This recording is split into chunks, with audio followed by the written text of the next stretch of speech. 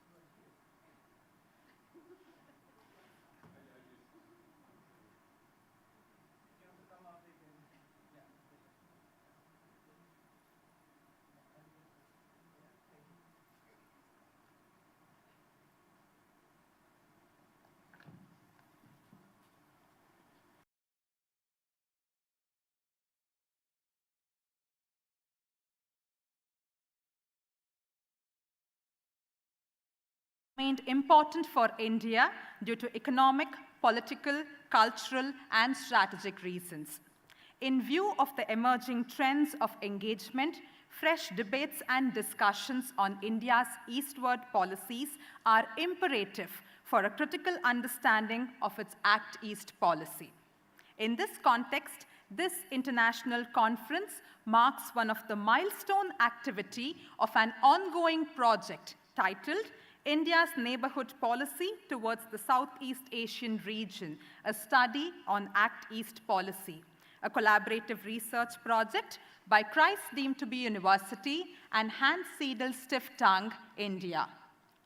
As an arm of the project, this conference intends to generate a deep and sophisticated understanding of diverse aspects of India's relationship with the Southeast Asian region and examine India's policy approach with regard to its prospects and challenges in the region.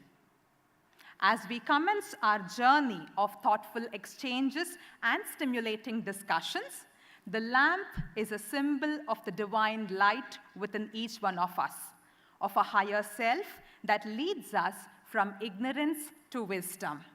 I request our esteemed dignitaries on the dais, joined by the project team, Dr. Saris Sebastian, Principal Investigator, and co-investigators, Dr. Shalini and Dr. Philip Verghese, to light the wick of knowledge and let it illumine the occasion.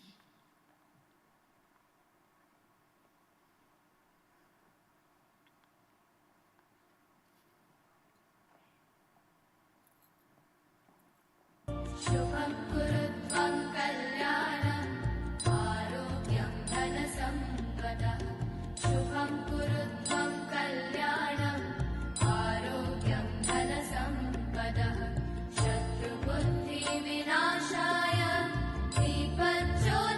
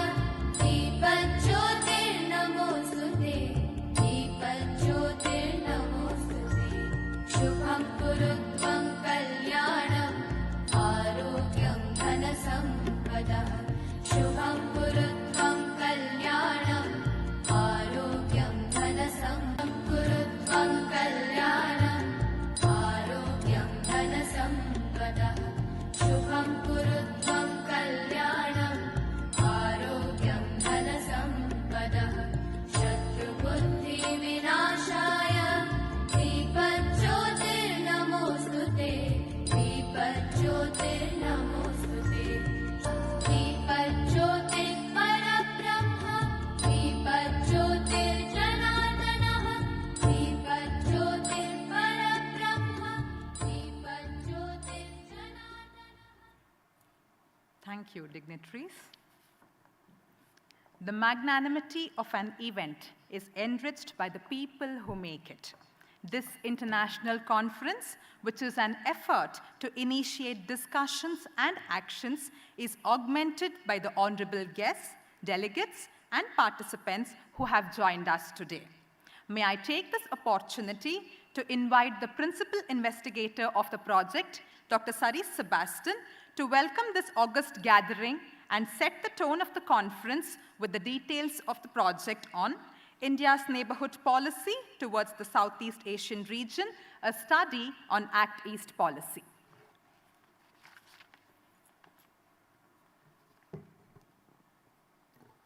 A very good morning to one and all present here.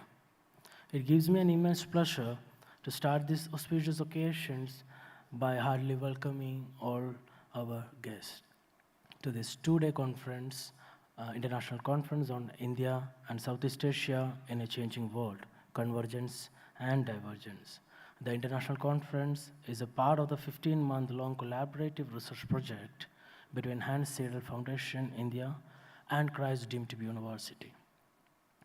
I heartily welcome Father Viju P. Devasi, our campus director, Christ Deemed to be University, who has always motivated us and supported us and guided us in these events.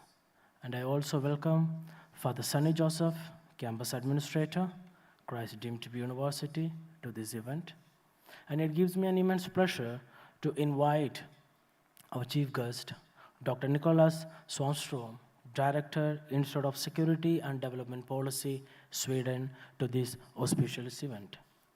I also welcome our keynote speakers, Professor Amita Batra, Professor, Center for South Asian Studies, Jawaharlal Nehru University, New Delhi, Ms. Kadambini Sharma, Senior Fellow,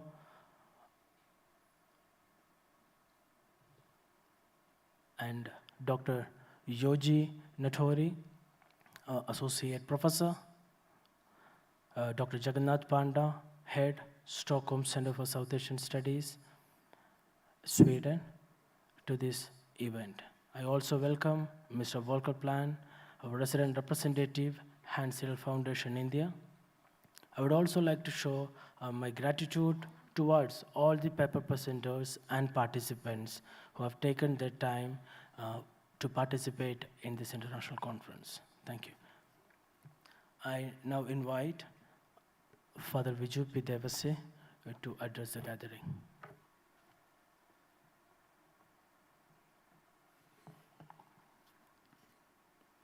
Good morning, dear dignitaries on the days and off the days, and my dear Christites. It gives me immense joy to be part of this inaugural ceremony of this conference, India and Southeast Asia in Changing World, Convergences and Divergences. Well organized by our own Christ Deemed to be University, Delhi NCR campus, and our friend and partner, Hanns Seidel Stiftung, India. The Southeast Asia region occupies a very prominent position in India's foreign policy dating back to ancient times. From Look East policy, we have moved to Act East policy. This region has remained important to India because of its geostrategic significance and the association of Southeast Asian nations, ASEAN. The rise of assertive China, especially in these days, and its economic and strategic influence in the region has ensured India realizes its potential as a key regional player in Southeast Asia. India's Act East policy could play a constructive role in the region, shaping the regional order to its national interests. Act East policy could enhance India's role in Southeast Asian region and Indo-Pacific region. The policy could further build deeper institutional engagement, connectivity, and secure partnership with Southeast Asian region and East Asia. The Southeast Asian and Indo-Pacific region has acquired greater relevance in the global geostrategic place. There is a need to revisit these areas through the study and take fresh look at the multiple facets, potential possibilities, and challenges to Act East policy and the role India could play in this region. I'm glad that today Christ University, in collaboration with Hanns Seidel Stiftung India, is organizing this two-day conference. I'm very glad to welcome and acknowledge and thank the presence of Dr. Nicholas Swanstrom, Director, Institute for Security and Development Policy, Sweden, to this auspicious event. I also acknowledge the presence and appreciate the presence of the keynote speakers, Dr. Prabir Dey, Professor, Research and Information Systems for Developing Countries, New Delhi. I welcome and acknowledge the presence of Professor Amita Batra, Professor, Center for South Asian Studies, JNU, New Delhi. I am also grateful to Karambini Sharma, Senior Fellow, Observer Research Foundation, Kolkata Center, Senior Editor, Foreign Affairs, NDTV. I am glad to have the presence of Yoji Natori, Associate Professor, International Liberal Arts Global Studies Program, Akita International University, Japan. We are glad that we have Dr. Jagannath Panta, heads Stockholm Center for South Asian and Indo-Pacific Affairs, Institute for Security and Development Policy, Sweden. I also welcome our collaborator and partner, Mr. Volker Plan, Resident Representative, Hanns Seidel Stiftung India, Foundation India, and appreciate and thank the collaboration, sir. Let these days of intense discussions and deliberations be meaningful and fruitful, and I wish all the very best for the next 2 days conference and all success and God's blessings. Thank you.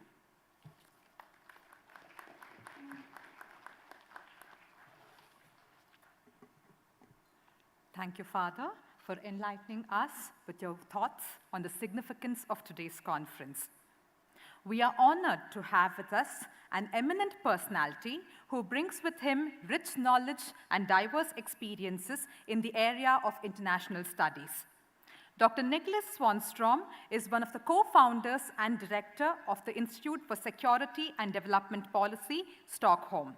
He is a fellow at the Foreign Policy Institute of the Paul H. Nitze School of Advanced International Studies, Johns Hopkins University, and a senior associate research fellow at the Italian Institute for International Political Studies. I take this opportunity to welcome Dr. Nicholas Swanstrom to deliver a special address on India and Southeast Asia in a changing world. Over to you, sir.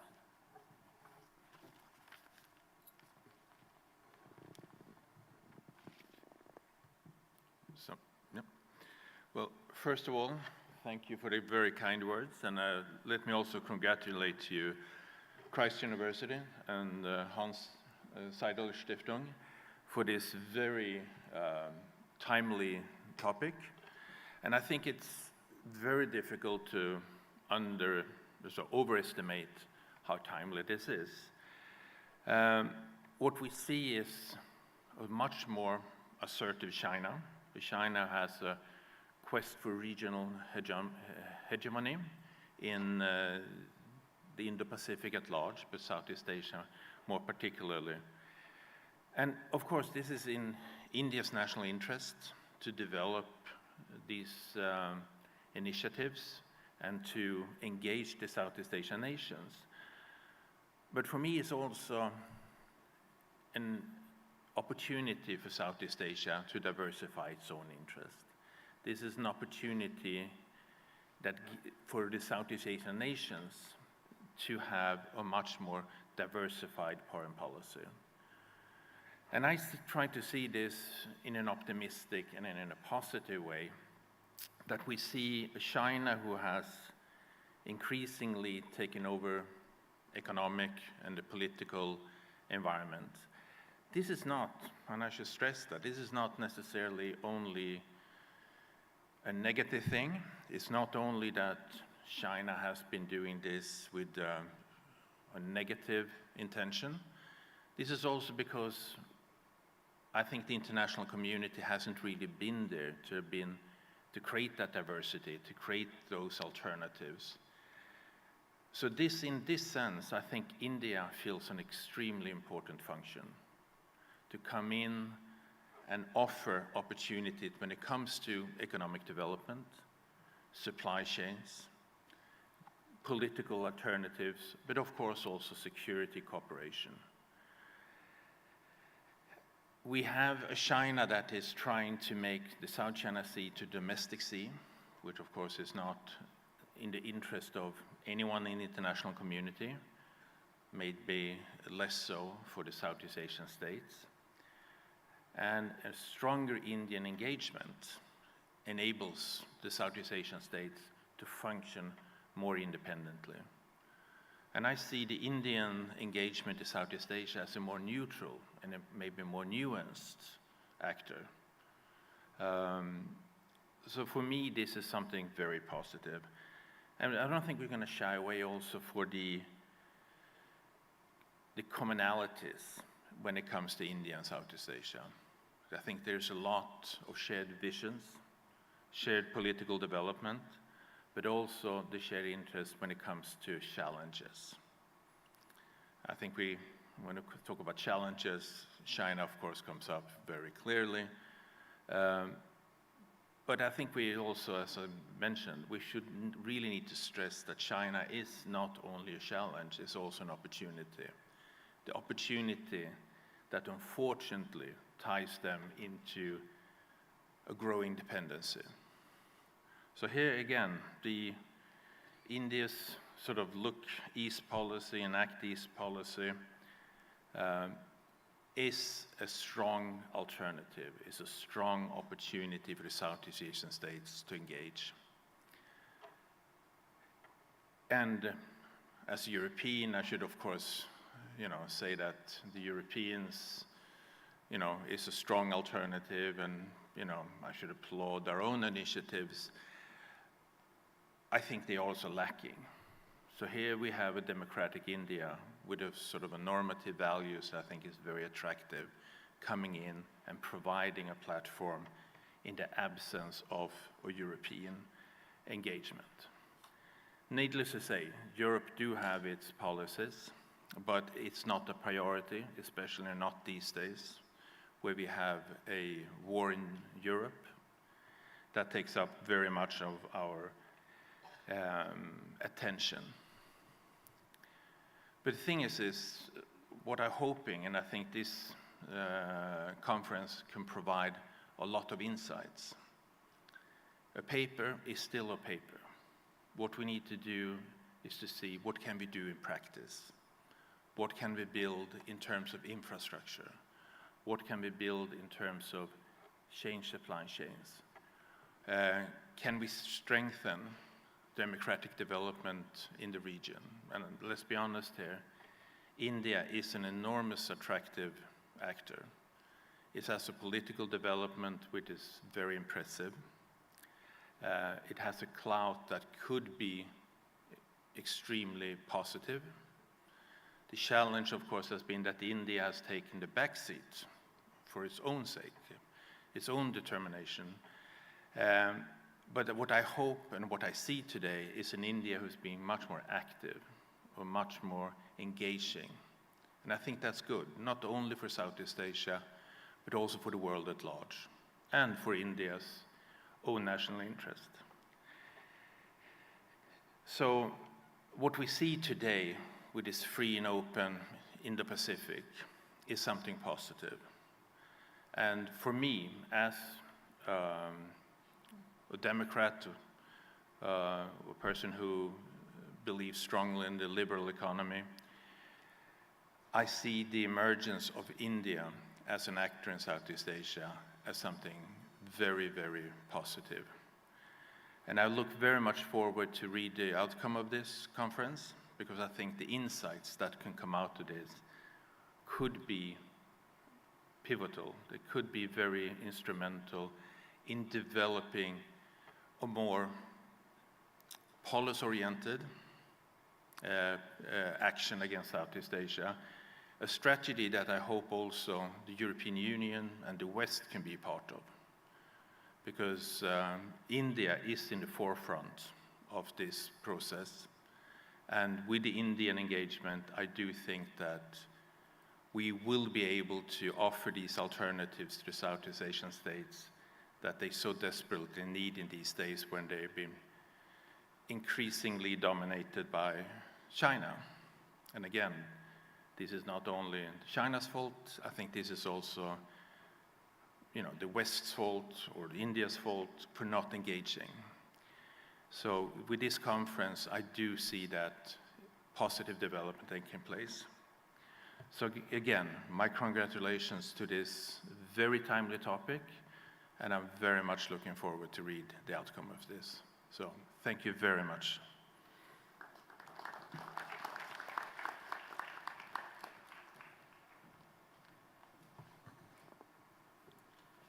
Thank you, Dr. Swanstrom, for highlighting the role of geopolitical forces like China in understanding the scenario of international relations.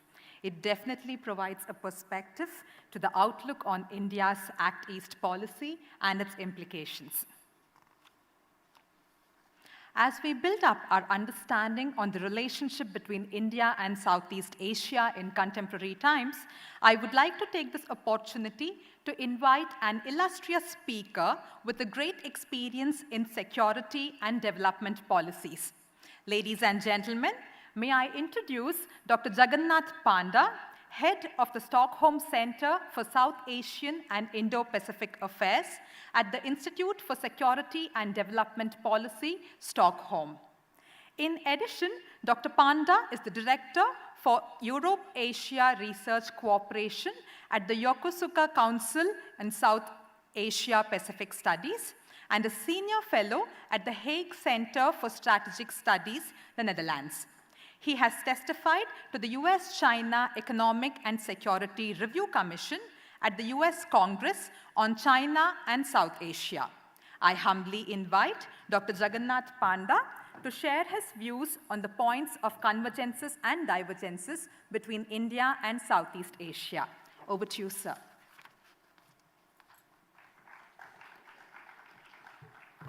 Thank you very much, and very good morning to everyone here. And I must thank Christ University, Dr. Devhasi, Dr. Sebastian. Also great pleasure to meet the Hanns Seidel Foundation's representative, Mr. Volkan here.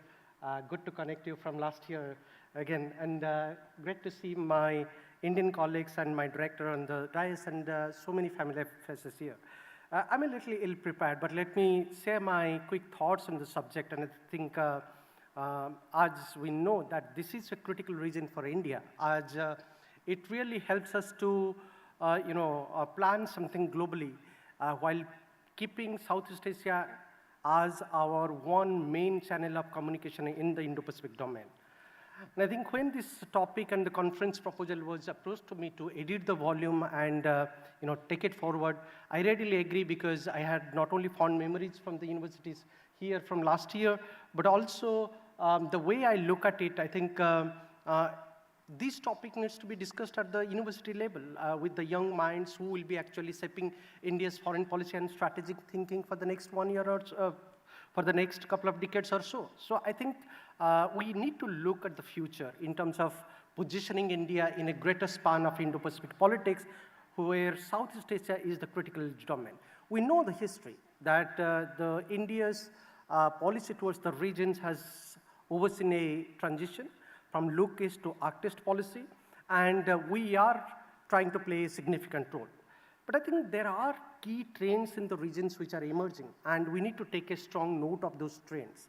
And we're identifying those trends and trying to identify also the critical domains, critical areas where possibly India could play a substantial role. And I think that is what it is required right now. And I think one main trend which is happening in the region, even though India is not necessarily an integral and key aspect of this trend, But without India, nothing probably will be successful that enough. And I think that is the economic integration trend. And I think we know for a fact that there was a talk in Southeast Asia for a long time about regional comprehensive economic partnerships, where India was one of those founding members to be a part of the RCEP. But we decided to withdraw from RCEP at the last moment because we did not really agree to the negotiating criteria with many medium rank and stronger economy in the regions. So I think those issues needs to be revisited if we have to really take forward India's engagement with the Southeast Asian regions. We might not be a part of the RCEP, but at some stage, if we have to position our economic leverages, our strategic positioning in the regions, we need to also think about a greater engagement in the regions. And I think there, a compromising unit has probably been emerged. As we are an emerging economy, we were never a part of TPP, which is the form of CPTPP today. We are not a part of the CPTPP, we are not a part of the RCEP. So always there was this focus to find a compromising unit where India could be a part of this. And we did agree to a compromised unit there, which is in the form of Indo-Pacific Economic Framework, IPEF. Today, IPEF has been formed, and India is again one of those founding members to be a part of those IPEF framework. But again, I think drawing the lessons from RCEP would be useful for India here. IPEF is not really going to give us everything that we are looking for. We have to negotiate hard. There are enough criteria within the IPEF which complements with the RCEP. And I think there, how we negotiate without really, trying to withdraw from the IPF at the last moment should be really thought out. And there, I think India should make a smart decision. Even though we have agreed to join, we should take each of those ingredients, each of those criteria within the IPF much more seriously. We need to have a much more political confidence with the IPF members, be it Japan, be it US, be it Australia, be it other countries. I think we need to find that common convergence in order to position ourselves and take the advantage that IPF could offer to us in the regions. The second trend which is emerging, and I think from India's point of view that is very critical, and we need to take a strong note of it, is the undying maritime politics. And I think we know for a fact that there are enough conflicts in the regions when it comes to South China Sea, to East China Sea, to other LOC in the Far East, in the Northeast Asian regions. But then none of these maritime disputes directly concerns to us because we are not a conflicting party there. But at the same time, we cannot really sit idle. If we have to position ourselves as a major power in the regions, we need to also position ourselves smartly in all of those, within all of those maritime politics. And therefore, even though we are not a party to the South China Sea dispute, but it will be, immature not to take interest in the sense that the oil energy resources in the South China Sea are of critical importance to Indian foreign policy, India's strategic interest, and we should have, continuous, steady, bilateral, and maybe trilateral cooperations in the regions in terms of energy resources exploitation.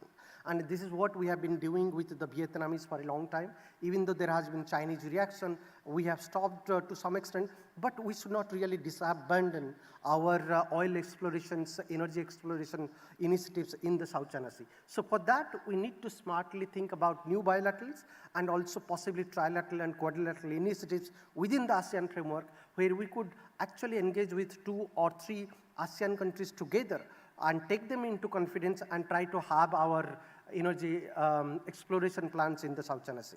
The third trend in the regions which is emerging very clearly is the connectivity issues. Connectivity and the infrastructure. We know for a fact that, for the last 1 decade, connectivity issues has become the fulcrum of Indo-Pacific politics and world politics in some ways. Today, if 10 years back the Chinese introduced the Belt and Road initiatives, we have a plethora of initiatives today. Japan is having EPQI, expanded partnership of quality infrastructure. European Union is having, global gateway strategy. And there are many other competing initiatives in the regions. India is having also equally a robust connectivity initiatives plan, be it in the Arctic regions or in the West Asian regions, what we call it Look West, or in the Central Asian regions where we call it Connect Central Asia, or in the Indo-Pacific regions, what we call, SAGAR, security and growth for all in the regions. The point here is that we need to take advantage of each of these initiatives. And while we need to execute our connectivity initiatives and infrastructure development plans, both within border and outside border, we also need to take the other countries, other initiatives that are there with us. For example, when we are talking about actually cooperation in the Southeast Asian regions, EU's global gateway strategy should be a beneficial initiative. There are many competing countries, be it Germany, be it France, be it Netherlands, who has actually those countries who have a positive Indo-Pacific approach. We need to also tie up with them to take advantage. For example, with Sweden, there are many other initiatives where we could actually tie up, be it sustainable development, renewable energy, climate change. So we should not be really short-sighted in terms of only physical connectivity. I think connectivity is an issue which also talks about multimodal connectivity, digital connectivity. It is closely linked with the sustainable development. It is close to the area of renewable energy. So every issue is interconnected, and we need to really position ourselves much better. The last point is that I think the role of the extra-territorial or extra-regional powers. And I think that is key to India's strategic interest. Southeast Asia is a critical region, but I think you will recall, now the 20th National Congress of the Chinese Communist Party is there this weekend. It starts this weekend. But let's recall that famous statement from Xi Jinping when he said that, Asia belongs to the Asians. India should completely denounce this aspect. And I think that's in our interest. We need to collaborate with the United States of America, the extra-regional power in the regions. We need to have a greater cooperation with the European Union and with the like-minded countries like Germany, France, Sweden, Netherlands, who actually brings benefits and empowers our strategic initiatives in the regions. And I think, therefore, we need to have a much more concerted effort in terms of cooperating and positioning ourselves bilaterally and multilaterally in the regions. With these notes, I'll stop my remarks here, but I am going to, my director is here. We are going to have a very busy schedule. We have to rush to the Ministry of External Affairs for a critical meeting immediately after this, and we are extremely apologetic about that. But we'll come back possibly tomorrow to talk to the university distinguished officials here, and we'll take forward our cooperation. But we are also looking forward to the papers. I'm going to edit the volume. I'm looking forward to your papers in terms of good qualitative papers which would cover some of these critical issues in the regions.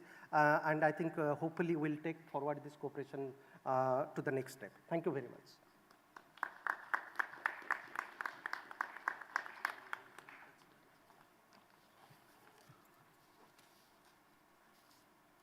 Thank you, Dr. Panda, for highlighting the strategic decisions that India has to make, keeping in mind the IPF and RCEP and other prospects that lie ahead of India in terms of connectivity goals, sustainable development, etc.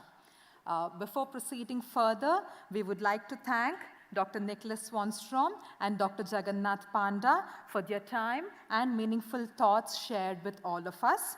We also thank Father Dr. Vijupi Devasi and Dr. Sunny Joseph for joining us and enhancing the merit of this event. As we bid farewell to our esteemed dignitaries due to some prior engagements, we thank all of you for joining us over here, and I would like to welcome Dr. Prabir Dey, who has joined us in this meaningful discussion that we are going to have today ahead of us. And on this occasion, I'm also delighted to welcome Mr. Volker Plan, resident representative of Hanns Seidel Stiftung, India, to deliver a special address to all of us, highlighting the significance of the project and the topic that we have at hand. Over to you, sir.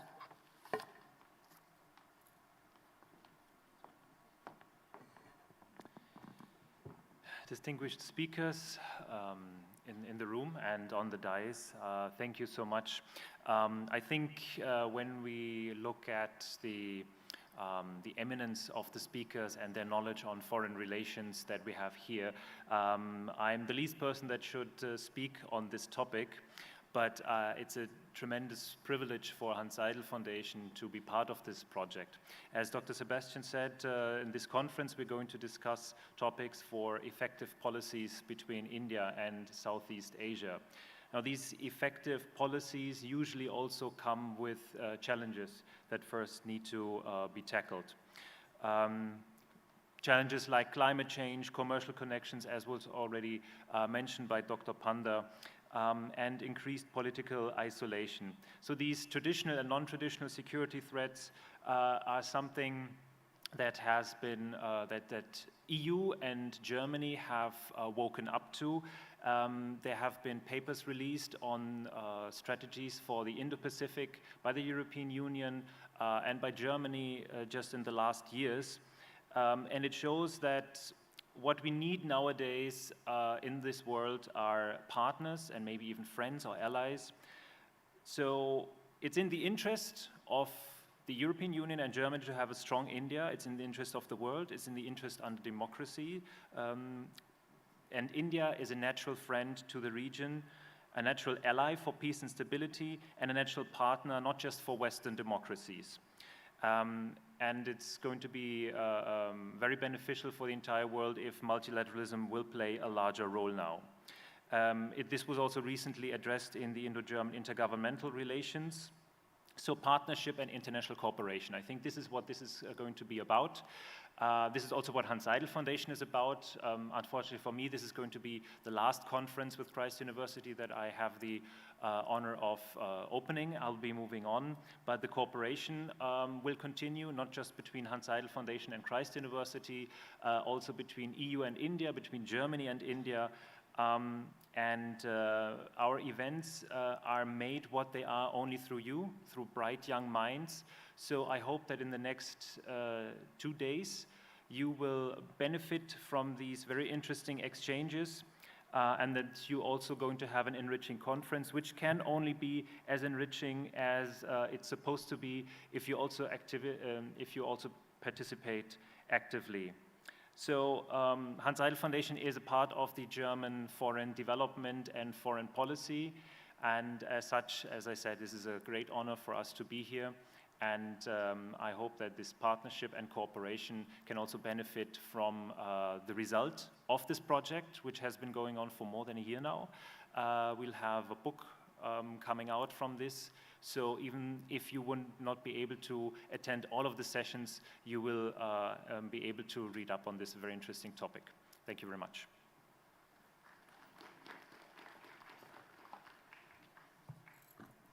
Thank you, Dr. Volker, and we look forward to further collaborations with Hanns Seidel Stiftung. As we bid farewell to our eminent dignitaries with us, I now request Father Dr. Viju P. Devasi to present a memento to Dr. Nicholas Swanstrom and Dr. Jagannath Panda as an appreciation of their presence in this conference.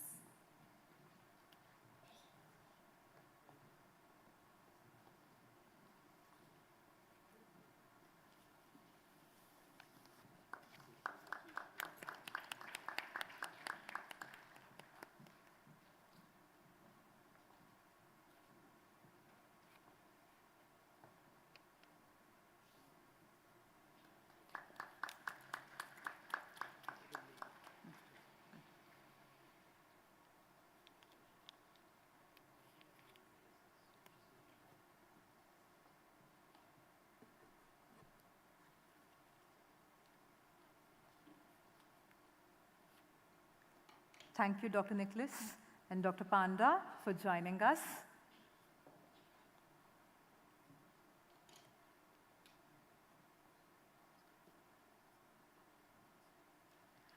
We also thank Father Dr. Viju P. Devasi for joining us in this inauguration ceremony and setting the tone for this conference. We thank you for your support throughout, Father, and look forward to further engagement with you during the day. Thank you so much.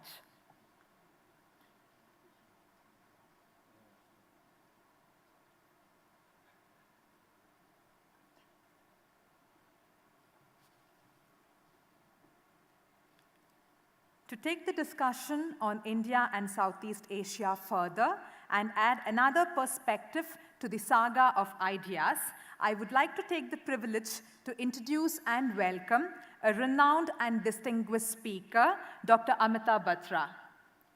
Dr. Amita Batra is a professor at the Center for South Asian Studies, School of International Studies in Jawaharlal Nehru University, New Delhi. She completed her PhD in economics from Delhi School of Economics, Delhi University, New Delhi. Her areas of interest are international trade and finance and regional integration with special focus on South Asia. She has worked as a senior fellow at the ICR-IER, New Delhi, and as a consultant for the World Bank. She has worked as a visiting professor to the Indian Institute of Management, Ahmedabad, and University of Edinburgh, United Kingdom. She has to her credit several national and international publications in referred and other journals, along with 3 books, namely India and the Asian Corridor, Preferential Trading Agreements in Asia Towards an Asian Economic Community, and Regional Economic Integration in South Asia, Trapped in Conflict. May I request Professor Amita Batra to kindly address the gathering.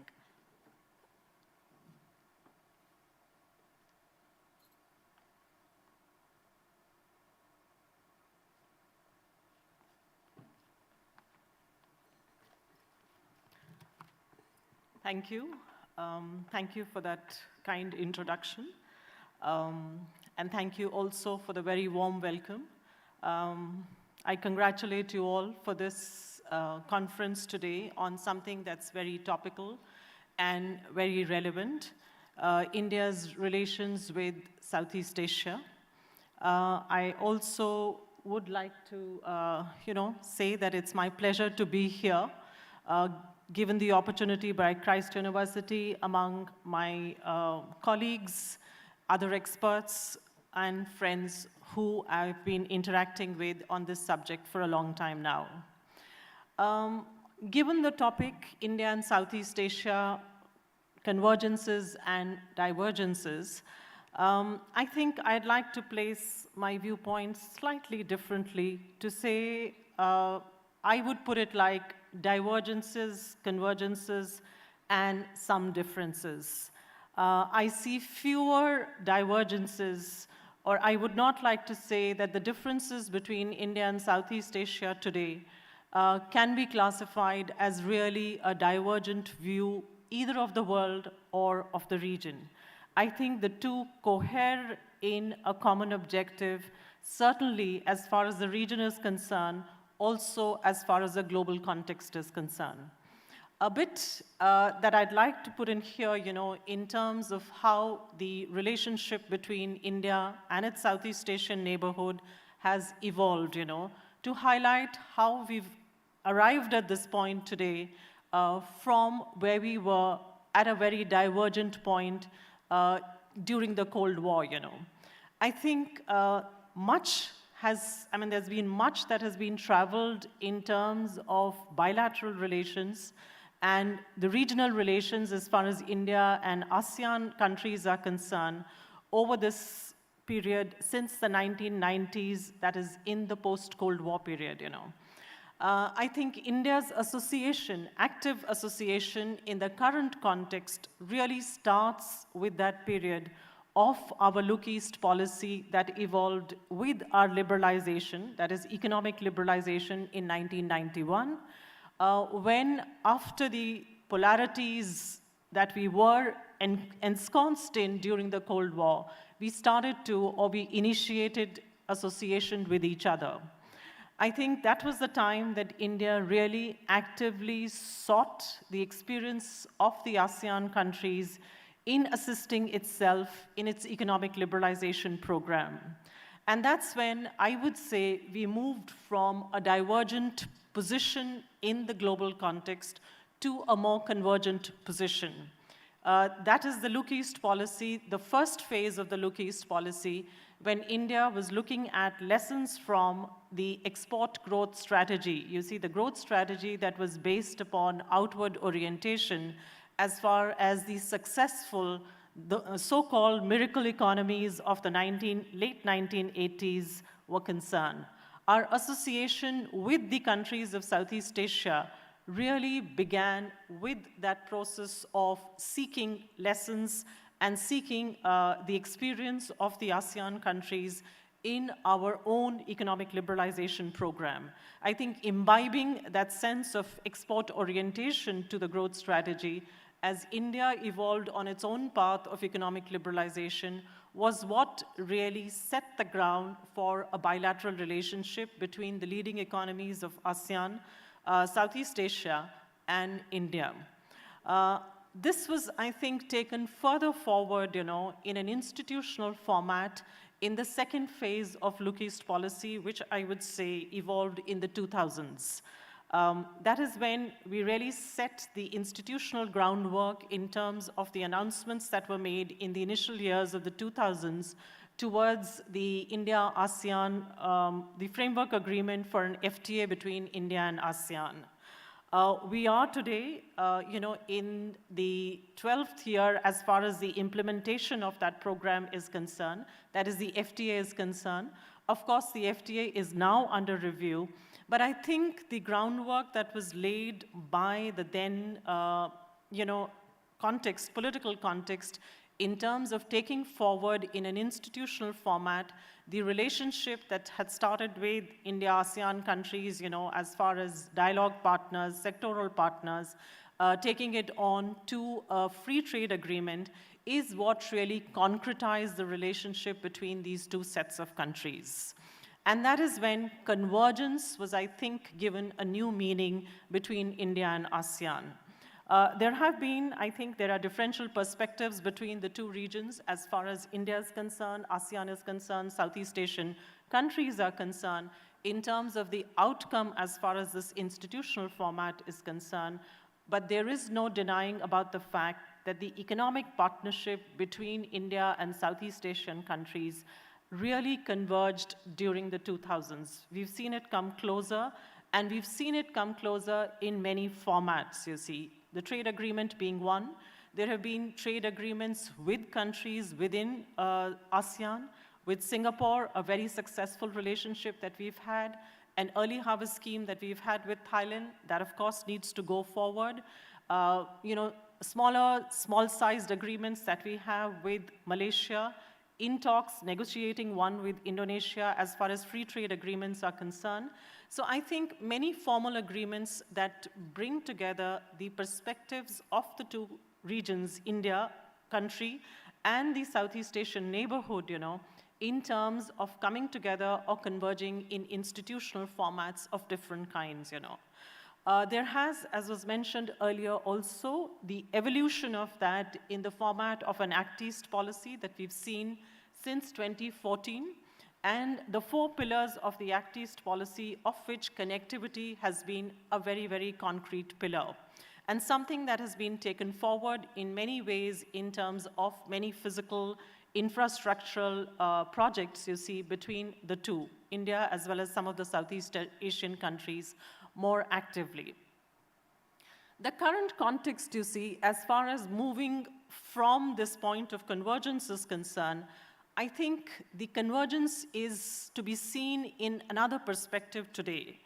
There is a convergence that is being imposed, and that comes from the global context, over and above the convergence that we've sought between India and the Southeast Asian neighborhood in terms of the institutional and connectivity format in the last over a decade and a half, What we see today is the emergence, as was mentioned by the first speaker, the emergence of China as a rising or a power that has risen in economic terms in the region, and a power that is extending its economic influence beyond the realm of economics, you see. The challenge that it poses to its own Southeast Asian neighborhood, and the challenge as it is being perceived by the rest of the world as well. I think that, to a certain extent, brings a differential perspective to the relationship between India and ASEAN. Something that has been evident in the most recent formulation, as we see, which has been initiated or which is at the initiation of the outside power that many of the Southeast Asian countries see as their anchor from the outside, both in security as well as economic terms. That is the United States, and that is the Indo-Pacific Economic Framework. But before I say a little more about the Indo-Pacific Economic Framework, I think I'd like to put forward here also the perspective that we have as far as the RCEP and the CPTPP are concerned. While we see today, a convergence, increased amount of trade that has happened between India and ASEAN, both as a consequence of the FTA, with the region as the 10-country association, also as a consequence of the bilateral agreements, plus the extended connotation that Look East and Act East has for India in terms of the relationship with East Asian economies, Japan and Korea. We've seen a greater economic integration between India and the extended Southeast Asian neighborhood, However, India has also seen the challenge as far as within the trade context is concerned that is posed by China and the large trade deficit that India incurs with China in its bilateral trade, Reasons, that being to a certain extent a reason for India not having joined the RCEP, but also several other reasons in terms of India's negotiating position not having been completely, being given a positive acceptance as far as the negotiation process is concerned. We do not see India as a part of the regional comprehensive economic partnership that all of the Southeast Asian countries are a member of. We do not see India as a member of the comprehensive and progressive Trans-Pacific Partnership, again, of which many of the Southeast Asian countries are a member, So while we see a relationship having evolved between India and the ASEAN countries at a certain level, intensified over the last decade and a half, we do not necessarily see India as a participant in regional formulations that have A, RCEP, China as a member, or B, CPTPP, which does not have China as a member, even though we know that China has applied for membership of the CPTPP. And now there is a third formulation, that is the IPEF, India is a member as far as the Indo-Pacific Economic Framework is concerned. We have accepted 3 pillars as far as the economic framework is concerned, while we have not as yet participated in the trade pillar of the Indo-Pacific Economic Framework. I think what we need to see here is the convergence in the objective of the IPEF. India and ASEAN see a convergence in terms of this US-initiated formulation that excludes China completely and that seeks to create a free and open, rule-based Indo-Pacific region.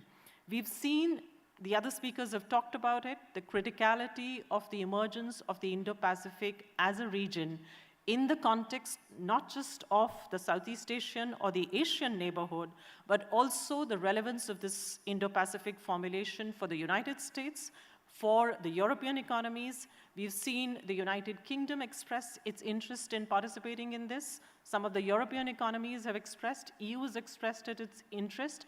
So the criticality of the IPEF today to the region and to the world is apparent, And this is where both India and ASEAN economies are, most of the ASEAN economies, 7 of the ASEAN economies are a member of the IPEF. And the convergence that they seek is in contrast with what is being done in terms of the expansionist influence of China. The convergence of the IPEF and India and ASEAN countries' participation in this is in terms of bringing about a balanced region. A region that seeks to give equal participation to all on a fair and rule-based order, I think that's where we see a concrete convergence today in the present context of these two, that is India and its extended Southeast Asian neighborhood, and the keenness on the part of both as far as India is concerned, as well as ASEAN, supported by Japan and Korea, in taking this idea forward. Free, open, rules-based order in the Indo-Pacific. I think that's what we need both India and ASEAN countries to work together towards, so as to be able to restrict any kind of an unfair expansionist tendencies on the part of another power. I think this is where I'd like to stop and leave you, with these thoughts to take forward your project today, as well as I think the sponsors of the project, to think in future terms about the relationship between India and ASEAN countries in the context of the evolving Indo-Pacific economic framework. Thank you, and I'll wish you the best for your project as well as for your conference for the next 2 days. Thank you.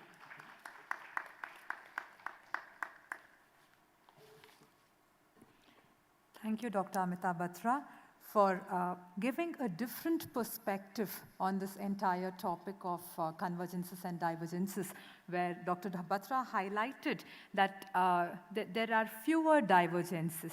She further traced the evolution of these relationships from the post-Cold War period that we talk about, and how economic liberalization is an important milestone that India has had in place. Further moving on to the institutional grounds that were set in terms of the second phase of the Look East policy that we have. And currently, the role of Indo-Pacific Economic Framework, which is aiding a concrete form of convergence, which is keeping China away from these foreign policy collaborations which are there, that is objectified to bring a balanced region in place. So thank you, ma'am, for giving a different perspective and adding on to our understanding of India and Southeast Asia relationships. Taking it further, trade and economic prospects between countries are one of the cornerstones of emerging alliances. In this context, it is a pleasure to have amongst us Dr. Prabir Dey, who has an enhanced interest in the field of international economics, international trade, and development. Dr. Prabir Dey is a professor at the Research and Information System for Developing Countries, New Delhi. He is also the coordinator of the ASEAN India Center at RIS. He was a visiting fellow of the Institute of Developing Economies, Japan, Asian Development Bank Institute, Tokyo, Korea Institute for International Economic Policy, Seoul, and visiting senior fellow of United Nations Economic and Social Commission for Asia and the Pacific, Bangkok. His recent book includes Act East to Act Indo-Pacific, India's Expanding Neighborhood, published by the Knowledge World in 2020. He is the founding editor of the Journal of Asian Economic Integration, published by SAGE. I hereby invite Dr. Prabir Dey to address the gathering with your perspectives on the topic of discussion today. Over to you, sir.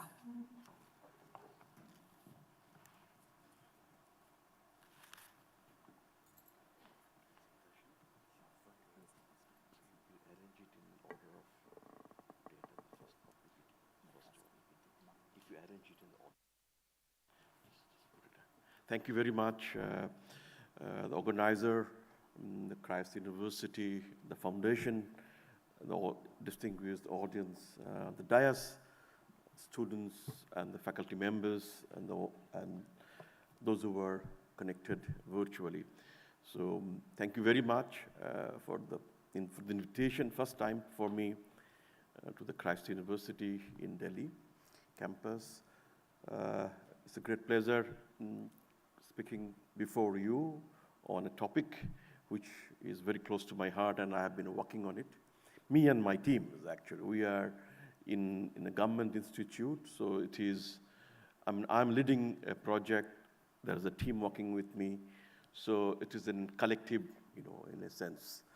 And I have a PowerPoint, I thought that it is in, most of the audience will be the students, and it makes sense, if I put them some statistics, some graphs, some figures, some hypotheses, something, which you can take back and discuss. This is certainly not one of the negotiations, or certainly not the discussion in the Ministry of Foreign Affairs. So, I have to be a little balanced. Now, what I'm going to do for the next 10 to 20 minutes, if your PPT is ready, you can put it. Okay. What I'm going to do for the next 10 to 12 minutes, I'll be briefly touching you, some nuts and bolts, the figures of ASEAN-India relations. Those who are the students of international relations or undergraduate economics, they look like. So for me, the ASEAN, Association of Southeast Asian Nations, is a club. Basically, you check into many clubs, many hotels. It is one of them. It is an association. Within the association, there are 10 members we call member states. The ASEAN is a very interesting name, right? It's very difficult to pronounce. So this is a regional organization. Professor Batra, she has extensively written about it, the rise and fall of or proliferation of regional blocs in the world. So it is one of them. Today we have 500 plus regional blocs globally. And the European Union, one of the successful regional blocs in the world.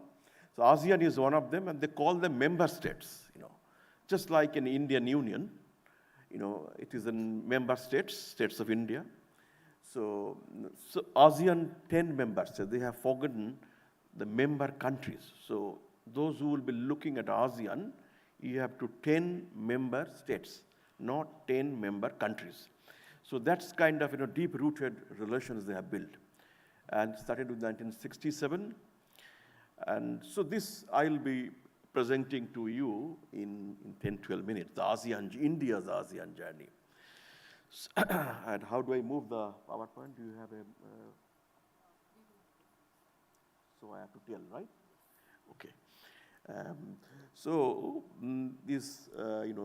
Today we are celebrating 30 years of India-ASEAN relations. But ASEAN itself is 55th year old organization. 1967 they started.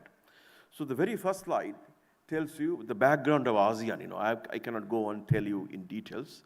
If you look at the geography tells the 10 countries. It started as basically the US initiative to combine these, very, very important and very special distribution and a very important strategic location of Southeast Asia. For what purpose? To do more activities on economics, more trade, more investment, just soon after the Cold War ended, So 10 countries, out of them 6 countries, primarily Thailand, Indonesia, Singapore, Malaysia, they actually decided that we should do more closer cooperations. Remind you in the history, out of the 10 countries, Singapore, Malaysia as a breakaway from Indonesia. If you look at Indonesia 100 years history. Their language is called Bhasa, means Bhasa in Bengali, in my language and other things. So they are very deep cultural relations they have.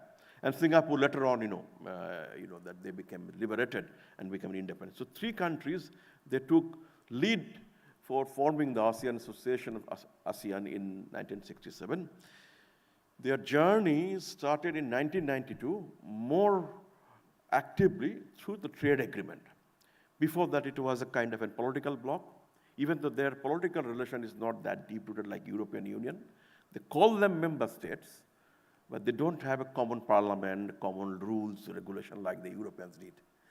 And they said that these are the journey that we'll be looking at. So 2025, 3 years from now, they are going to form ASEAN Economic Community.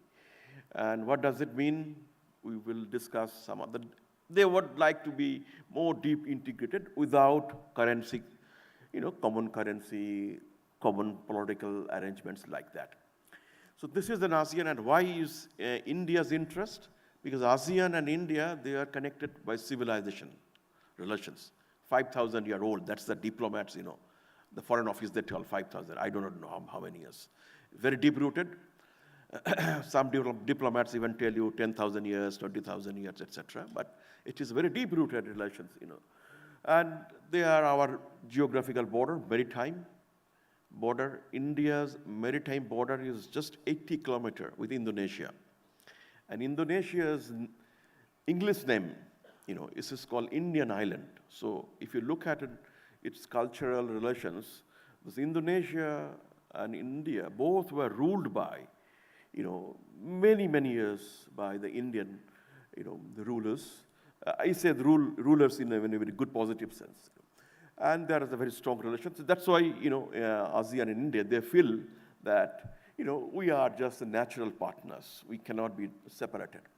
So that's what, I think ASEAN-India relations. Today, ASEAN is, its location is so important. 10 members, they have 11 dialogue partners, including, the latest one, the United Kingdom.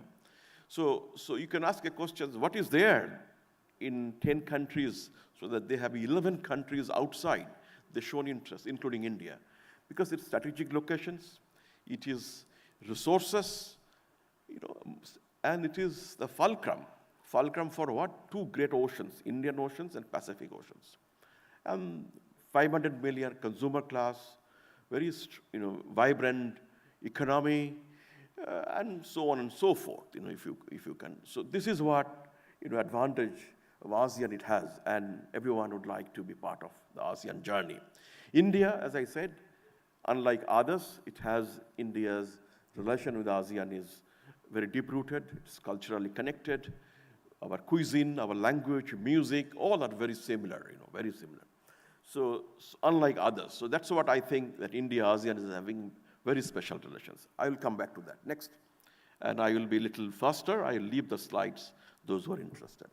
But ASEAN, since Thailand, Malaysia, Indonesia is a market-driven, laissez-faire, free market, private sector, and lots of Chinese expatriates, they are there, and so they wanted to bring economics in the front line. Security, strategic, politicals will go, next. So if you see this previous one, just quickly I will go through. So this one tells you there, the free trade agreements which has played in ASEAN countries, first getting an integrated themselves and then globally. And if you come to the next slides, who took the lead? If you put it in 1948 to 2002, this is, most globally it is next to European Union in East Asia. And there are studies that indicate that East Asia models are following the same way the European Union. But the structural difference is the European Union model is not market-driven. Market-driven means private sector takes a role, European Union model is more structured by the government, when other restaurant. Unlike that, East Asian model is more private sector. Big Japanese conglomerates, Koreans, Taiwanese, Singaporeans, and they lead. So that's what economics come. So this tells you, 48 to 2008, it is Singapore, all of them have signed rampantly, free trade agreements. And free trade agreement to promote their trade as well as to connect the Southeast Asia globally. That's what. Next. And some of the industries like, electrical machinery I picked up because perhaps most of the electric gadgets you have at home or here or everywhere, they are somewhere directly, indirectly, connected with ASEAN, either parts and components or the finished goods. And these charts very much tells that. And why ASEAN is champion in promoting those? Because they have very sophisticated, high-end logistical support.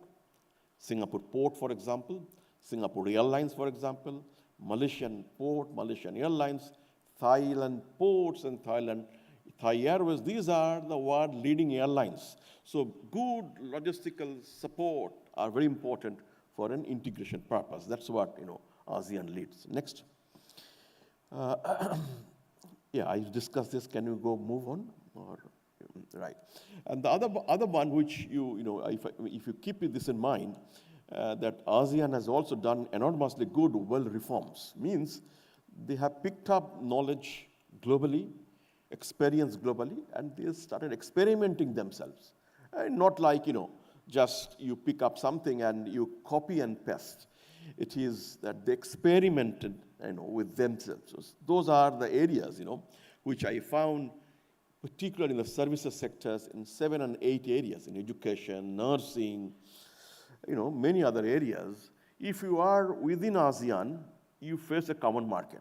That means that if Christ University would like to set up a campus in Kuala Lumpur, where many Indians prefer to go, or Singapore, students passed out from Christ University ASEAN campus, degrees and diplomas will be acknowledged by every member countries. That's what. So students here, this is the kind of a deep-rooted relations they have, just like in India. If I am passed out from Nehru University, this is acknowledged for the application of jobs when I go abroad or here, when I am here. That's kind of relations ASEAN has done. So also in the many sectors. What the point I would like to say in the trade in goods, trade in services, they have done, enormously well, and there are many, many best practices they offer. Next. And then comes, which Professor Batra and previous speakers is called about this RCEP. But unlike India, we come out from RCEP. I'm not going to talk about it. Unlike us, their small and medium entrepreneurs, they take a major role when they go for a trade agreements. For example, in RCEP, there is chapter 14. Those who will be doing go deeper into their specific chapter for a trade relations, devoted for interest for SMEs.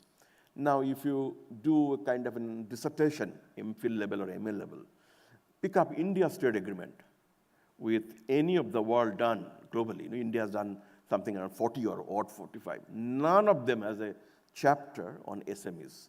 No. So that's why, there are advantages, with doing business with ASEAN, and we can't do it in case of when we don't have with RCEP. Next. So I will be but ASEAN itself is having, many challenges. One is they have a very strong supply chains, but at the moment they are facing a fragmentation. Fragmentation is not a positive sense. Means because of the COVID pandemic, the business firms, the biggest business groups, they have changed their supply chain strategy, right? Earlier it was offshoring. Now they are doing a nearshoring. So ASEAN is confused that if it is a nearshoring, who is going to do it? Is it Cambodia, Laos, Vietnam, Myanmar? Or we continue to produce parts and components from Penang in Malaysia, or somewhere in Batam Island in Philippines, or somewhere in Indonesia. So that kind of big challenge ASEAN is facing. Second is, there are many issues within themselves, moving goods. It is not a free market like European Union, that if you are a Spanish, low income, or Portuguese, you can go straight to work in Germany and nobody's going to check you. But ASEAN, still you need to take an approval, permissions, if you would like to go to, it's not a seamless kind of thing. It's a big challenge. They don't know, in which way. Because Singapore is a country which is a kind of a supportive, also a roadblock, because it's a small city-state. So much, so good, but sometimes ASEAN 9 countries feel, how to manage with Singapore. They're $60,000 in current price, the per capita income. Rest 9 countries' average per capita incomes coming around something around $18,000. So much gap. So this is a challenge, And last is that, as I said, that it's not a single market. So when India and ASEAN, they look each other, India face 10 ASEAN markets, by the way, right? I have to sell my goods. I have to negotiate all 10 members differently because they are not a common market. So when ASEAN looks at us, India is a common market for them. India used to be not a common market because 29 states, our subnational identity is very strong, right? I identify myself as a Bengali. And rest thing I will look at later on. So India's, it is the union, so moving from states to another states, from Kerala to Tamil Nadu or from Tamil Nadu all the way to Maharashtra. It used to be lots of barriers, but we removed them and put all of them under a common market called with introduction of the GST. So with that, ASEAN gets an advantage for us, the single currency, single payment system, and a single market. When we look at ASEAN, we don't have a single currency, 10 different things, 10 different markets, and 10 different rules and regulations. So where actually we lose. That's what one of the complicated thing is that India-ASEAN trade hasn't proliferated. It's $100 odd, we have a trade deficit. As an economist, I don't have issue with a deficit or a surplus, it's all fine, as long as we look at our current and capital account stock. So to conclude, my talk within ASEAN is that within India, this year we are celebrating 30 years. India, ASEAN trade, investment, value chain relations, it has gone up what it used to be 30 years ago. 30 years means 1992 when India joined as the dialogue partners. And 1992 is the journey, in this golden land, if you look somebody historically, when the country faces crisis, some masihas, some great visionary come from south to rescue the country. So P.V. Narasimha Rao, the prime minister at that time, such a visionary in 1992, he checked everything. He said, we used to do, last so many years for looking at West, let's look at East. In 1992, this Dravidian gentleman who introduced the actist, lookist policy, and it continued, a long time. And then, lookist policy. Looking is all right, but it's not very serious, So the gentleman who came in the power in 2014, he means in serious business, he comes from a business family. So he put it in actist policy. Act is much serious than a look. So 2014, Act is introduced. And if you look at from 2014 till now, ASEAN-India relations has actually went through a serious transformation, You don't look at politics here, but if you look at the statistics and the data, it all tells India-ASEAN trade relations from 2014 onward, at least for some time, it has a good time. But I know, anything you do, it has then global implications, like US-China trade war, then, small, tiny diplomatic, political difficulties, all this affected India's trade relations, all the trade partners, including ASEAN. Investment, I don't see much here because investment data we have to look at very carefully. The positive things, which was not there pre-2014, is more private sector driven value chain production linkages, which are very sophisticated arrangement that was not there in the Lucas time. That is not a fault of any organization, any government or anyone. 2014 onward, that's because the private sector between ASEAN and they got a market, and we had to put an arrangement for them, doing a business more friendly. That's what we see, today my Apple iPhone 14 is craze, right, in India.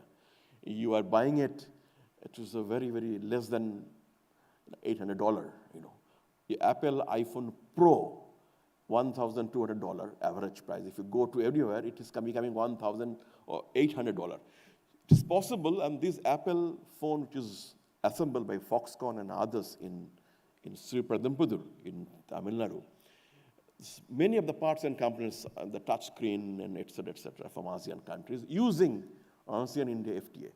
You can pick up many examples. I don't want to show it to them. So this is what I found. And so for economics trade is concerned, that there is a good development, and I must confess on the production side, but this is just a journey. And hopefully, it will be much stronger in coming days. ASEAN-India, and I will close it, there were the challenges for ASEAN and India relations. Trade, investment, connectivity, those have, improved. There's more opportunities, high scope to do it. The big challenge for ASEAN and India, relations, Southeast Indian, when you look at a convergence and divergence. On the convergence side is that our policy level, trade policy, we find there is a convergence, direct convergence, because all are the members of WTO, Trade Facilitation Agreement members. So in a way, by doing back and forth, learning by doing, and part of a multilateral forums, we have a lots of convergence in the trade policy. Professor Batra, in her latest book, when she explained all of them and many others. Second convergence, at the present within ASEAN and India, because on the maritime front, because we have a common enemy on the maritime front. If you look at, piracy, search and rescue, anything on the high sea. So there, we have a lot of, we have many, common, can I have some water? Many common, challenges. So I find there are, common convergences. And third convergence for ASEAN and India in the area of in the education sectors.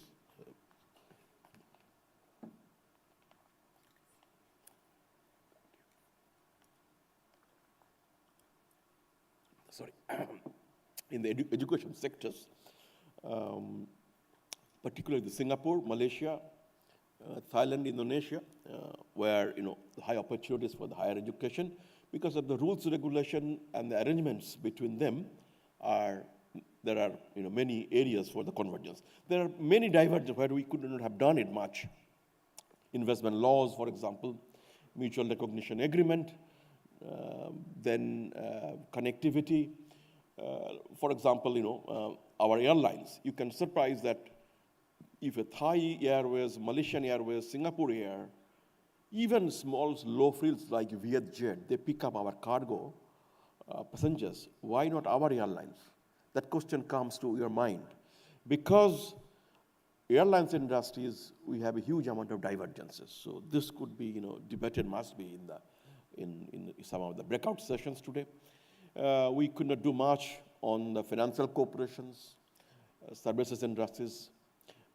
There are many, many challenges. Agriculture, rural development, those are, I cannot go in detailing, because of lack of time. So to conclude, in last 30 years, India-ASEAN, the journey in 1992, when we had a bilateral trade, was sort of 100 million. Today is 100 billion. We had a bilateral flow of tourists about 10 million total. 1 million. Now it is more than 10 million. We had an FDI 30 years back between India and Southeast Asia, something around $1 million US.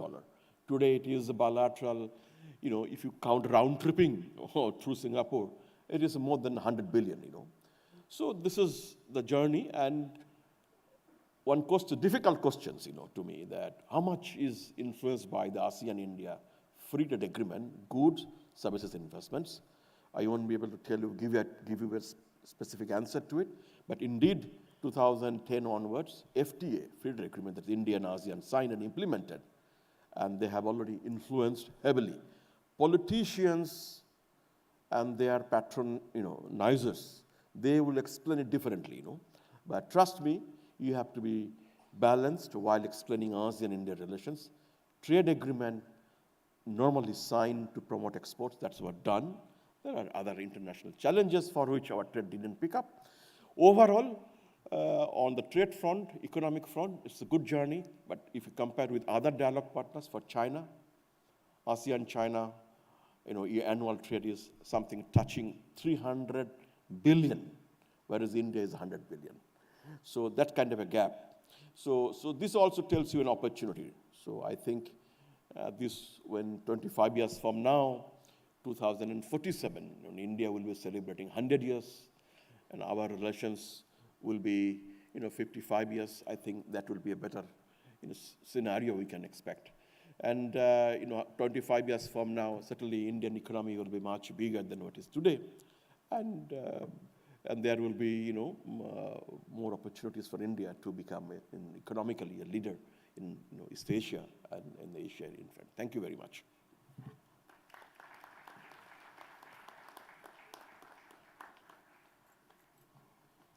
Thank you, Dr. Day, for bringing to fore the various dimensions of economic engagements and market-based challenges in terms of collaborations.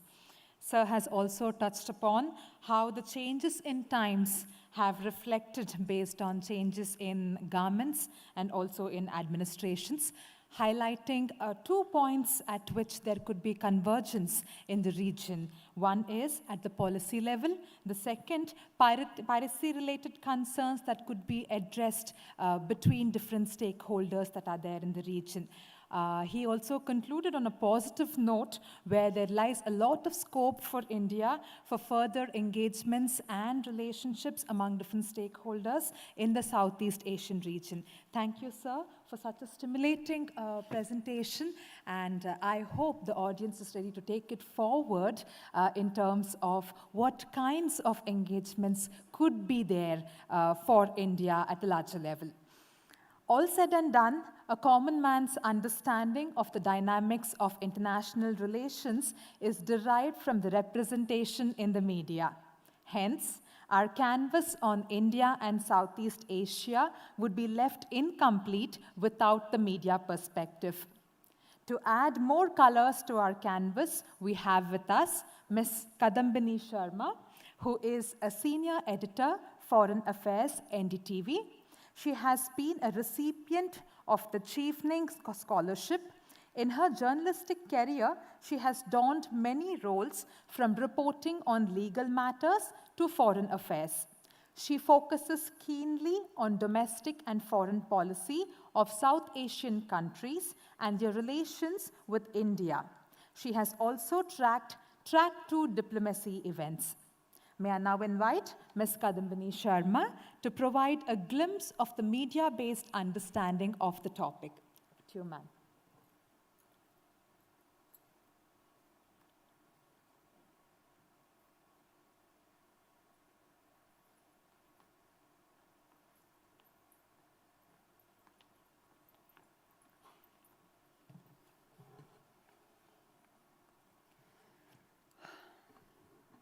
Good morning.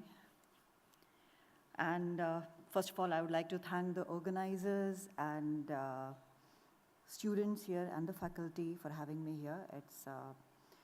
I've been hearing my esteemed colleagues here, and it was quite a comprehensive presentation of the whole gamut of relationship which India has. But as far as our host has said, that media perspective is quite different. And as a reporter, and you would know that TV reporters notoriously do not read. That is the common perspective. But somehow I have been covering the beats where I am forced to read, even if I don't want to. That is Supreme Court of India and External Affairs beat, which I have been covering for a long time now. Every time I read, it is something like I'm reading a new thing. And when I was going through this specific topic which I had to present before you, I was under the impression कि सब तो कर ही रहे हैं, इसमें क्या है? But when I started reading, it was an eye-opener for me as well. Most of it has been comprehensively covered by the guests here. And what I want to know from you before I begin, before I go any further, is that how many of you actually follow international relations? Can you please raise your hands? That's a good number. And how many of you watch news? Oh, I'm impressed. I'm really impressed. Thank you. So when you look at things in media, what comes to mind is we are only covering bad news. Actually, good news is not considered news. So recently, if we look at this region, what do we see? We have this IT job scam, which is happening through Thailand and Myanmar. IT youngsters who are working in IT sector are given lucrative job offers. They go to Thailand. From there, they cross a river, and they are taken to Myanmar, where they are forced to work with criminals on cyber scams. Now, Government of India has had very difficult time in bringing all these people back, And there's still many, many who are stuck there, and it is happening in Thailand, Myanmar, Laos, Cambodia, so the numbers are huge. And that is how we look at what is happening in our region news-wise. There's another topic on which you must have seen, there are so many statements coming from different political leaders, and that is the Rohingya Muslims here living in India. Now, when you actually look at the numbers, it is nowhere near what Bangladesh is hosting. It is barely 1,000 all over India, in that range, 1,000 to 1,500. So you wonder what exactly is happening. But that is also kind of politics which is playing out on an international level, on a national level. So these are the things which come out in the media, and these are the things which shape our views of these countries.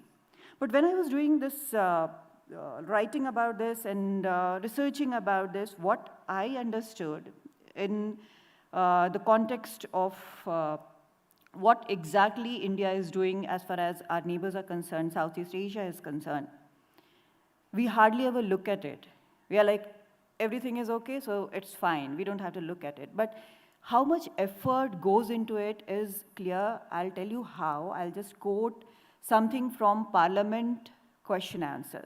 Now, there is this MP, you must have heard about her, Sushmita Dev. She is from Assam. She asked a question from External Affairs Minister on 24th of March in Rajya Sabha. And this was an unstarred question where you get a written answer in Parliament. She had asked about what exactly is happening, the whole package. What are the targets, achievements, shortfalls, et cetera, and her being from Northeast. And let me tell you, Northeast is quite aligned with what is happening at the foreign policy level as far as Southeast Asia is concerned, be it education, be it roads, railways, whole lot of things. And there are many festivals and conferences and all sorts of things which are organized, especially in context of Northeast India and Southeast Asia. So she has asked about what we have been doing, and the answer was given by Minister of State for External Affairs. And I was struck by how much engagement is there. So just look at it. I'll just read it out. See, the minister said, India has enhanced strategic partnership with Malaysia, special strategic partnership with Republic of Korea, Japan, strategic partnership with Singapore, Association of Southeast Asian Nations, ASEAN, you have been hearing about it. There is ASEAN Regional Forum, that is ARF, East Asia Summit, EAS, then engagement with Bay of Bengal Initiative for Multi-Sectoral Technical Economic Cooperation, that is BIMSTEC, which is now, after SAARC being a bit sidelined, it is like in forefront. Then we have Asia Cooperation Dialogue, that is ACD, Mekong Ganga Cooperation, MGC, Indian Ocean Rim. I mean, it's endless. So one wonders, when everything is fine, why do we have so many forums and so much engagement? There are lots of reasons because of that. So the reasons are not only that they are neighbors, and not only that we have to be at the forefront of trade and connectivity. Last week, I met a diplomat from Afghanistan who told me India was a different story altogether for us. It is because India did everything for us and never asked for anything in return. That coming from Afghanistan diplomat. And seeing the situation there now, you can understand how it plays out. Same thing happened when we talk about challenges. What happened during the COVID period? We did not have enough vaccine. We did not have enough raw material to make vaccines. The raw material supply was patchy. It was coming from West. We are still waiting that there might be some kind of waiver where there is there's no need to pay so much for the vaccine copyright or anything like that. But even at this time, India did supply batches of vaccines to its neighbors including Southeast Asia. Now, that is something which was not coming from Europe, it was not coming from West, it was coming from India. It was also not coming from China. And China has a very central place in whatever is happening in Asia, Southeast Asia, and around the globe today. We have seen tensions rise everywhere. Since that fateful night in 2020, where there was this violent skirmish and around 20 of our soldiers died in that skirmish, things have not been the same. But things have also not been the same as far as South China Sea is concerned. It has been going on for a long time, and whatever happens in South China Sea, whatever happens with India and China affects all our neighbors, and it also has global ramifications. But when was this realized by the world? India has been saying this for a long time, but when was this realized by the world? When actually it started getting affected by what China is doing. So, to have our neighbors close to us, to cooperate with them in a way where others won't, because either they are too small or they are too far away. But India does not have these choices. India has a choice to take forward the shared historical linkages, maybe connectivity, maybe convergence, maybe trade and everything else, but also the support which it receives from all these countries or on international fora. There's also, we can say in a very loose term, that the pressure maybe these countries exert as far as the relation with other countries is concerned. The difference between India and China here being that India is a democracy. And though there are different challenges to democracy, by and large, we hope that we stick to what we understand through the years, as since independence, what actually the democracy means. China is not the same. On Sunday, we will see in China that the president, Xi Jinping, who has changed the constitution there, he would be again heading the party. Maybe he'll be the president for as long as he lives. We should also be talking about Russia and Ukraine, what it has done. When I was talking to one of the diplomats, he told me that if it had been few decades back, the war which is happening between Russia and Ukraine might have been a world war. But it isn't it? I mean, look at it. Are you paying more for oil? Are you suffering with inflation? These things are all there. Whatever happens in one part of the world does come in here. And Russia-Ukraine war has also made us realize the importance of supply chains and the self-reliance which we must work towards.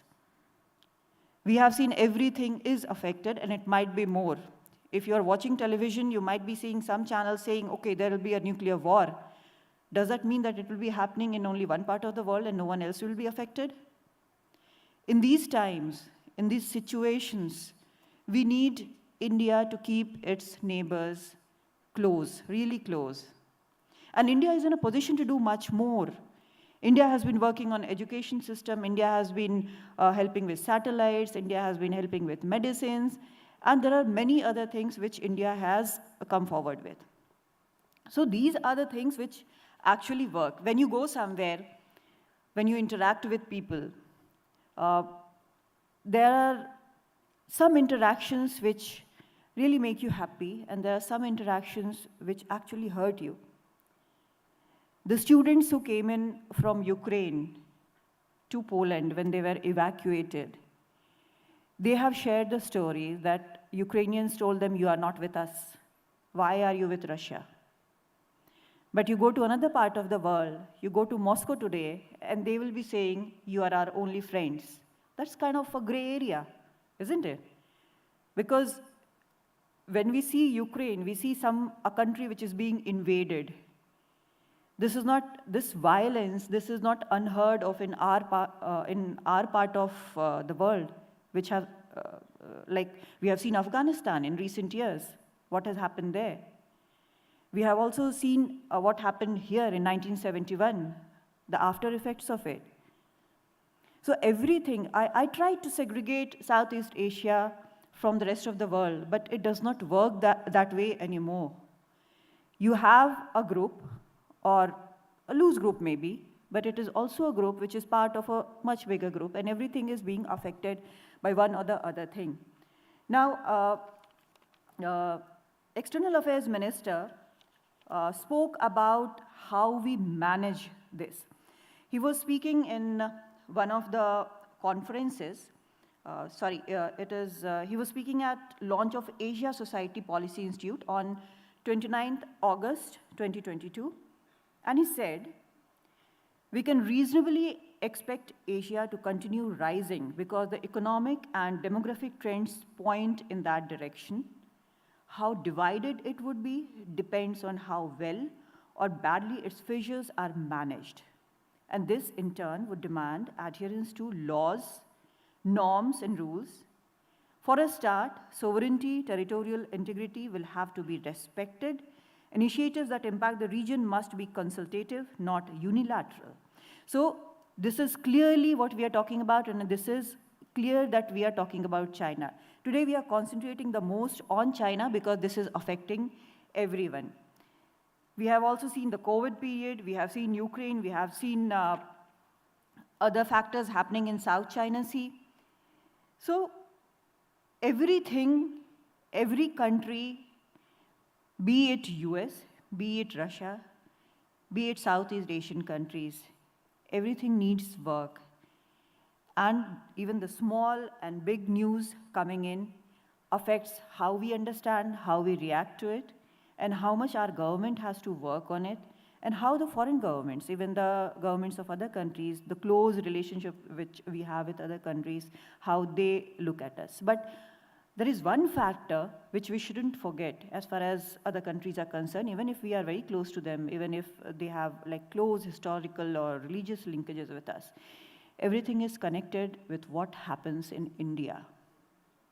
You cannot have different standards about how we treat our own people here, how we work in an economic situation here, how we try to push away a certain section here and expect the world to look at us with the same respect which has taken decades for us to earn. This will not work. Connectivity also means that everyone is more connected, more informed, and they are taking an informed decision. Iran might have everything today, but the whole world is looking at it with the perspective that they are crushing their own women. Taliban may have come to power in Afghanistan, but still it's looked at as a terror group. These are not comparisons actually, but it is a lesson which we have to look at. What we do here resonates with the entire world, more so with our neighbors, with our close neighbors, because today we might be economically better, but tomorrow, if they have a trump card in their hand, would they be deciding on what your economic power is or how we carry ourselves at our place, in our home? Thank you.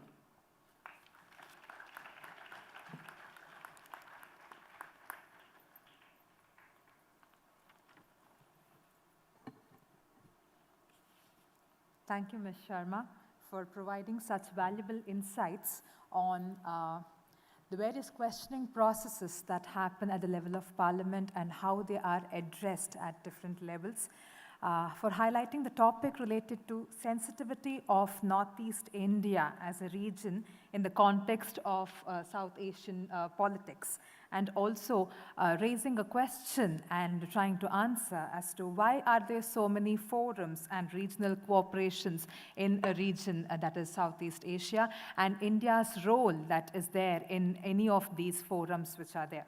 I would like to highlight a point which ma'am has made, and I think that is touching for each one of us who's here, where she highlighted what an Afghan diplomat had to say in terms of the role of India, where India did everything for us and did not expect anything in return.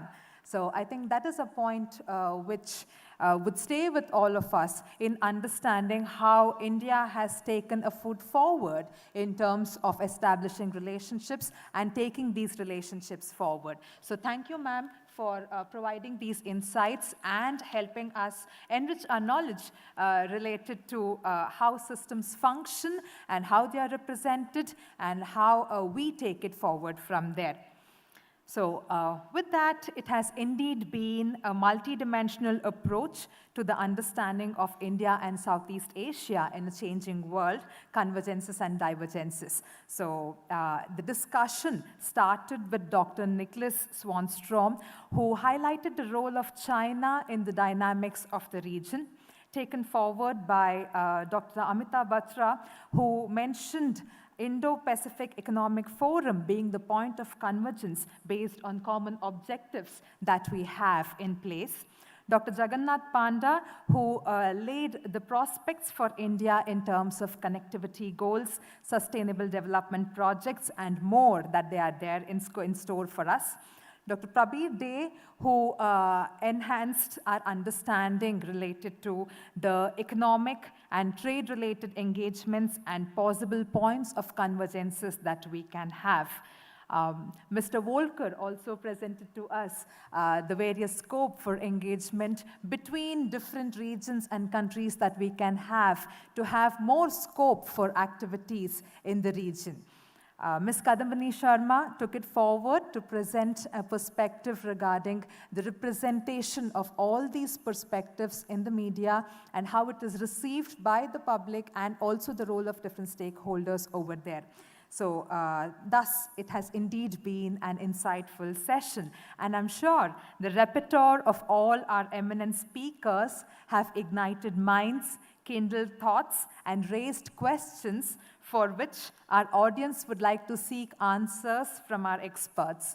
So therefore, we will now have the floor open for a few questions and answers where the participants may please address questions to the expert whom you would want to ask to.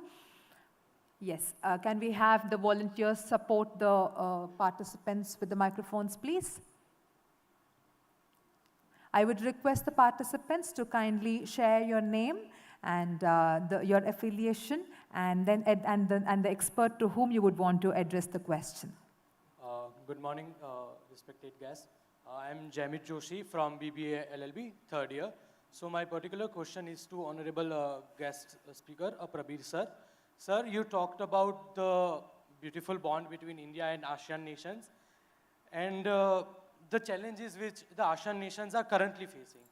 So basically my question is, with the increasing global investment from China in ASEAN nations and other Southeast Asian nations of probably around $300 billion, so, and China taking advantage of those developing nations' inability to pay back the loans, such as which happened in Sri Lanka or Pakistan or Indonesia. So what should be the India stand in consideration with the large military superpower base and the Belt Road Initiative, which the China is focusing on right now?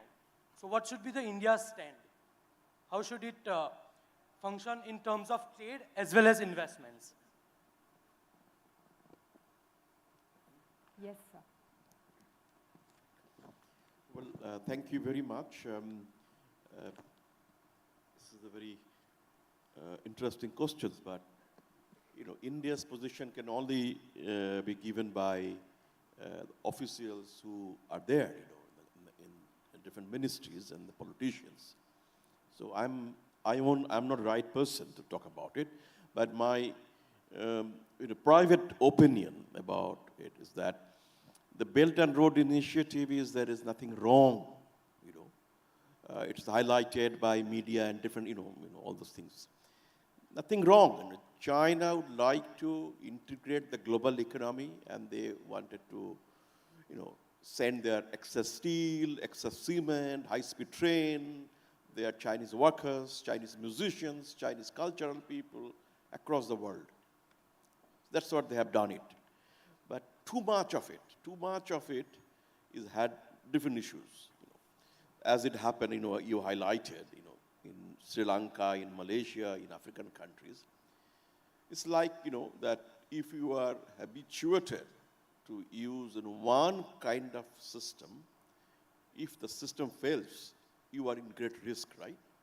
So that's what we have been telling. Chinese Belt and Road Initiative, its nuanced understanding is very clear, but their official view is not transparent. This is highly corrupt practices. It is not as, it doesn't follow the governance standard practices.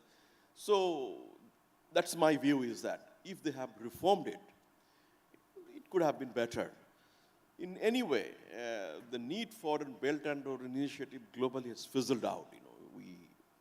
It is a great connectivity program from China mainland to some of the European countries, et cetera, et cetera. It has done the purposes. Central Asian republics sharing border with China in the western side, they have gained lots out of it. Kazakhstan, all the Central Asian republics.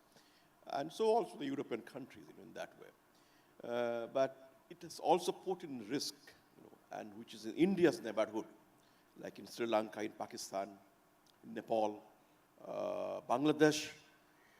And many times, Belt and Road Initiatives, those who manage it, they deviate from their stated path.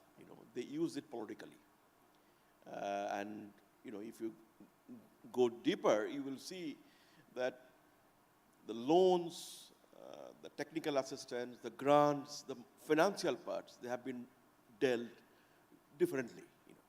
So that's what our objections is, that if there is a requirement for developing a highway, expressway, airport, special economic zone, etc., if the host country needs international loan as financial support, one donor cannot negotiate arbitrarily within a different, which is not a market-friendly package.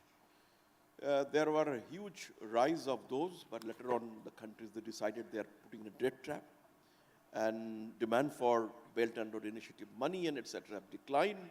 Financial crisis, pandemic, all those is actually, taken it, nowadays. So China has also reformed. They picked up the good things, by the way. They added the Belt and Road Initiative with a sustainable form. They call it Sustainable Belt and Road Initiative. They picked up good things here. So that's what I wanted to highlight. But for India's position, India's stated position on the Belt and Road Initiative is highlighted in the media. I'm not a person to represent or talk about it. My view is that BRI should be reformed. It should be more people-centric. It should be transparent. There should be more clarity. There rules, regulation, everything, should be there, with us. And since it is not there, it is a criticism. And last, from the Indian's point of view, from the security and strategic point of view, there is a great threats, If an assets next to us, very close to us, given to a country which is not a neighbor, and there's suspicion in mind, like in Sri Lanka. Many of the assets in the port sector, picked up by the Chinese, like Hambantota port, there is a clause that this property, that port, will be with the Chinese on perpetuity, more than 999. 99 means it can go long. So these are a great threat for us because of the defense security purposes, etc., etc. Well, I know I can only say this. Sorry that a little bit more I have spoken, but since there are students, I have. Yes, thank you, sir. Thank you for actually highlighting that the security would be possible at multiple levels only if a lot of stakeholders are pitching in their role well, and at that point we would also, sir also highlighted how reforms would be desired at administrative levels also, and only then can it be reflected at multiple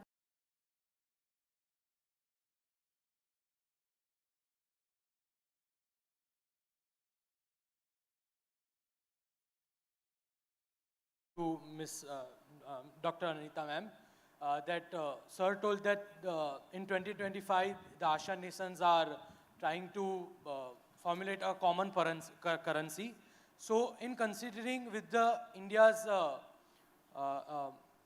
India's situation in rupees, which is currently very down in comparison to the United States dollar. So with its perspective, with its goal, how will India get benefit from the common currency objective of ASEAN nations? Will it help, or will it be a major issue for the Indian democracy or Indian trade and investments? Yeah? Yes, ma'am. Thank you. Thank you for that question. Twofold answer to that, but very brief. One, as far as common currency and evolution or fixation of common currency is concerned, it's a long process. I don't think ASEAN itself is yet ready for that, because there are several conditions that were required for an optimum currency area, you know. So one, I'm not so sure if ASEAN itself is yet prepared and ready for a common currency within. There are lots of differences in developmental levels. Two, the financial market development as far as ASEAN is concerned is not yet at that level where they can reach the stage of a common currency, you know. So that's one part of it.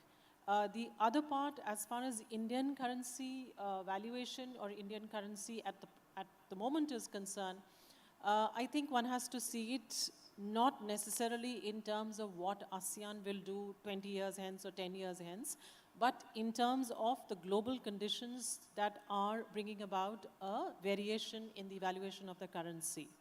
The currency valuation is an outcome of market forces, and I think at this point of time, one should just take it as it is rather than interfere with the market to play with the value of the Indian rupee, you know.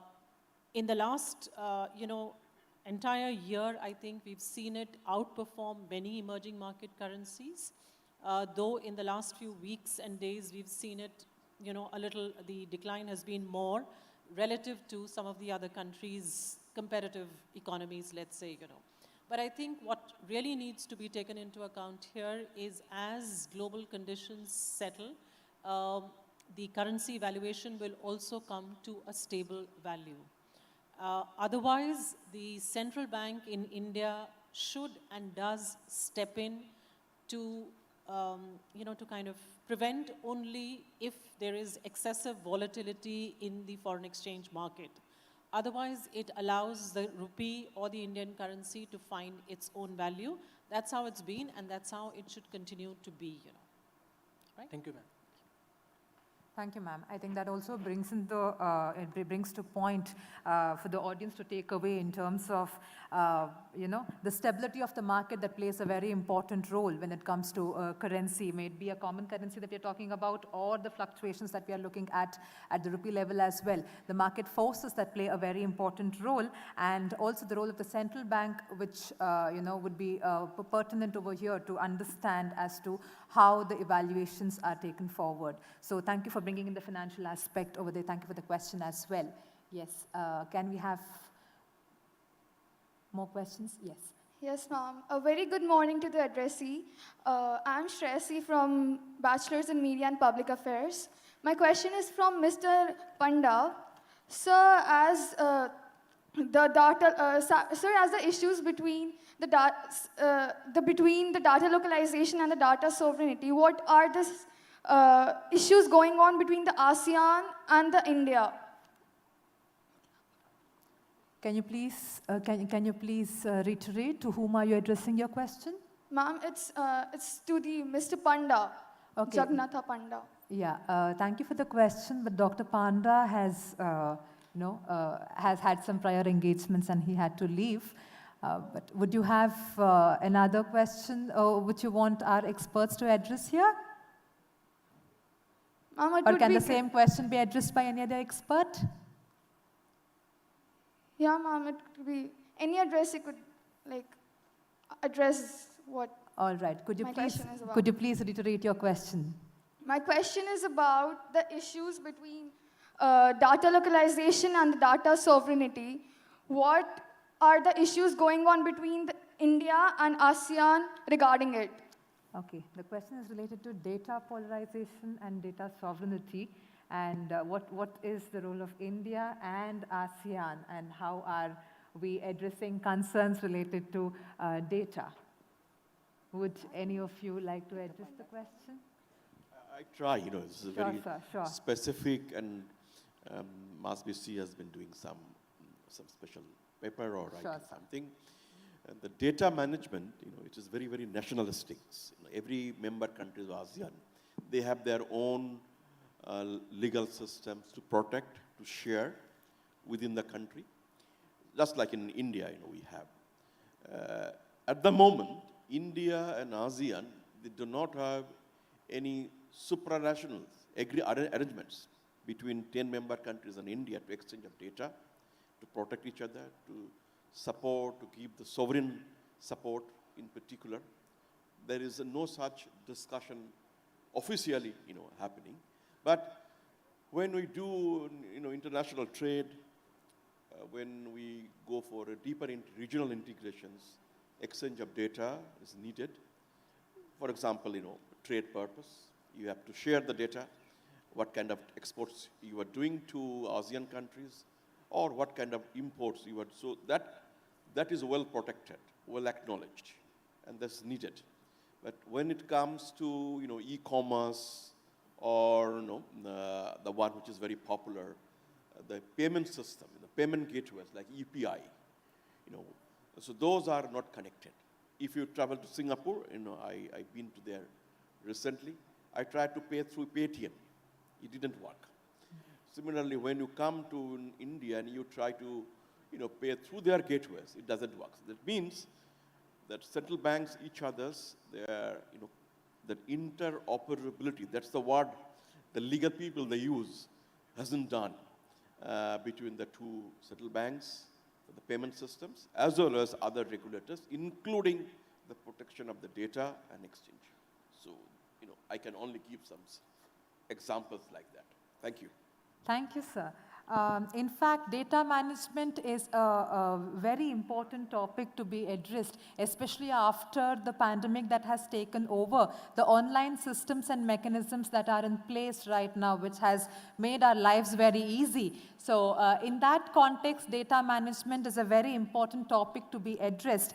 I would also like to connect it with one of the aspects which Dr. Prabir had highlighted in his address, where he did mention about scope that lies for India and Southeast Asia to collaborate in terms of piracy-related concerns.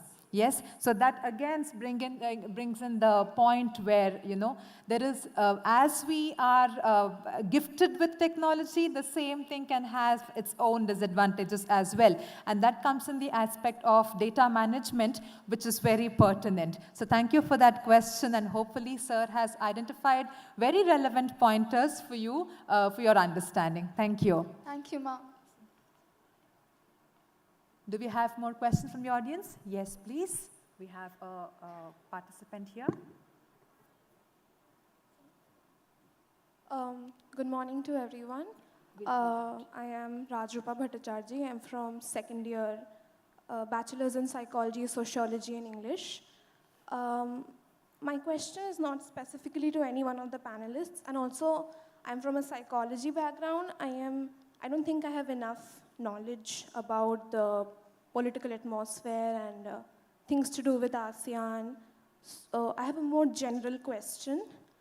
That is, we know that China is the biggest trading partner in ASEAN, and China is also engaging in some very unethical militarization in the South China Sea. It's trying to take over a lot of islands, including Taiwan. And since the South China Sea is a very important conduit for, like, it is responsible for like 1/3 of the world's shipping. And we know that it is also the biggest economic contributor in ASEAN. So is it in any way impacting the influence that the other Southeast Asian countries is having in ASEAN? Because China is definitely having an economic leverage. And as we know, I'm kind of comparing UN with ASEAN, since in UN also the 5 main countries have a veto power, and they're able to, in many ways, influence the decision making. Similarly, in ASEAN, is China having the same kind of power, and is it impacting India and other countries' influence? Okay, thank you, Rajrupa. So if I have to rephrase the question, it would be, I think, more in terms of the role of China in South China Sea. How is that impacting India and other Southeast Asian countries which are there, specifically from the Chinese perspective? So would any of the panelists like to answer the question?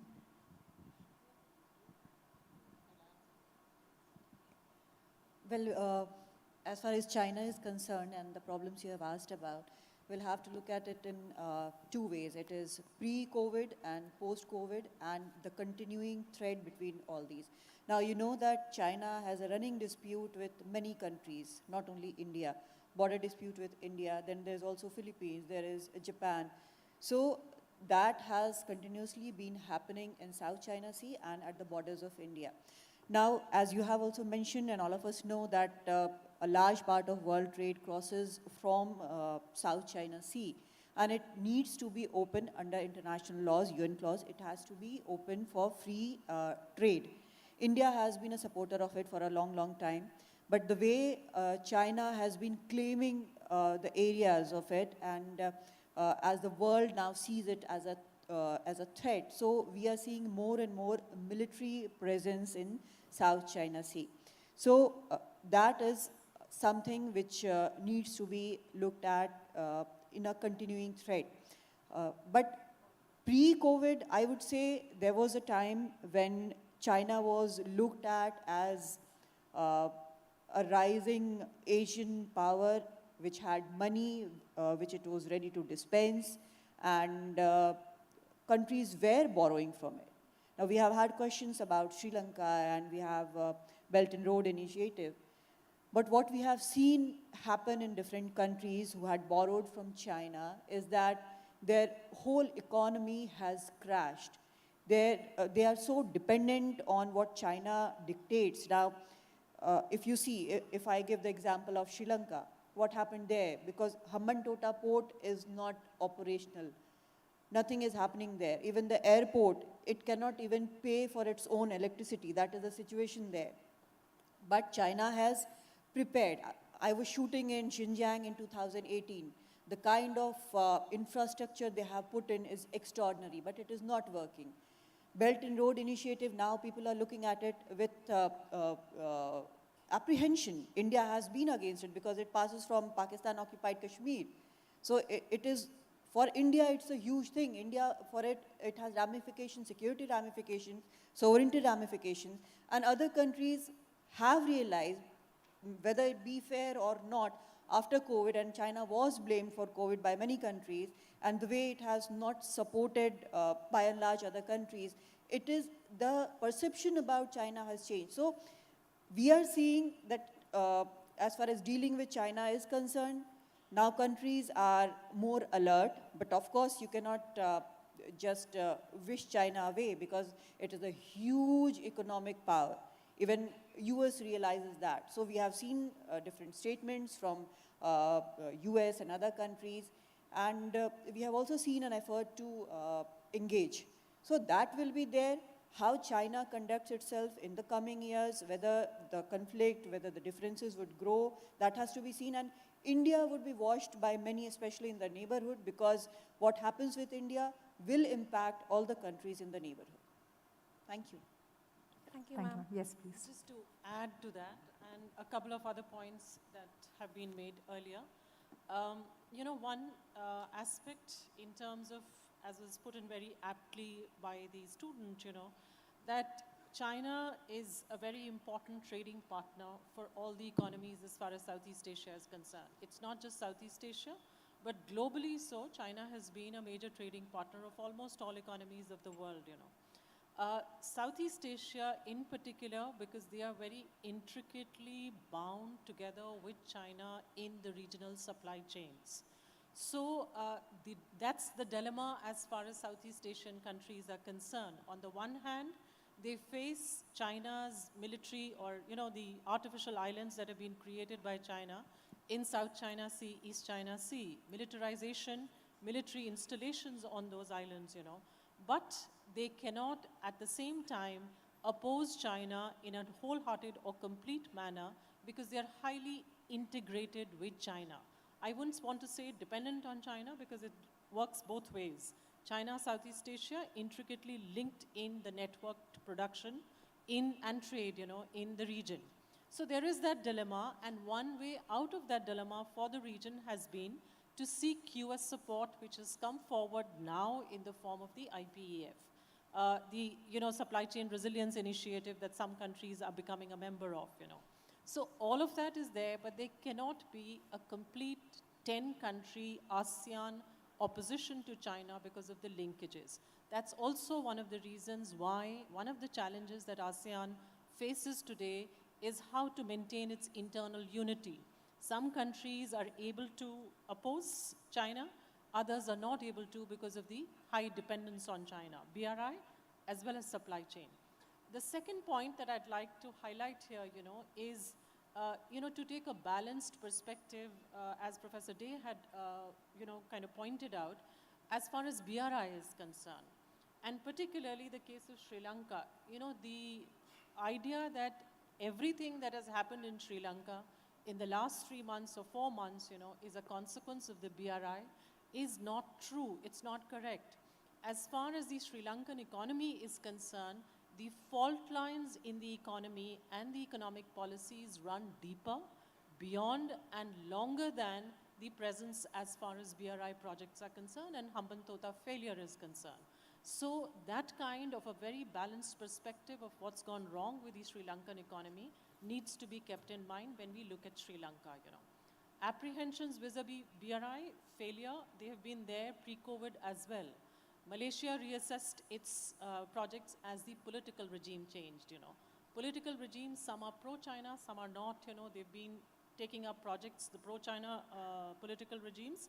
When regimes change, there is a questioning of the same. Bangladesh, I think, in South Asia has been among the most sensible, countries as far as inviting investment from China is concerned.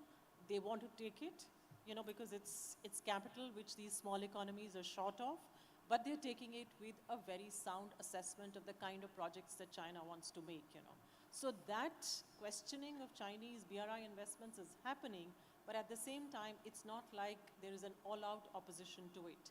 There is a lack of transparency, as has been pointed out, as far as their policies are concerned, but it's for the recipient countries to make the right assessment and, allow China to invest in the projects that it wants to, Then you cannot blame China, in the sense of it's come, but it's opaque, You've invited it.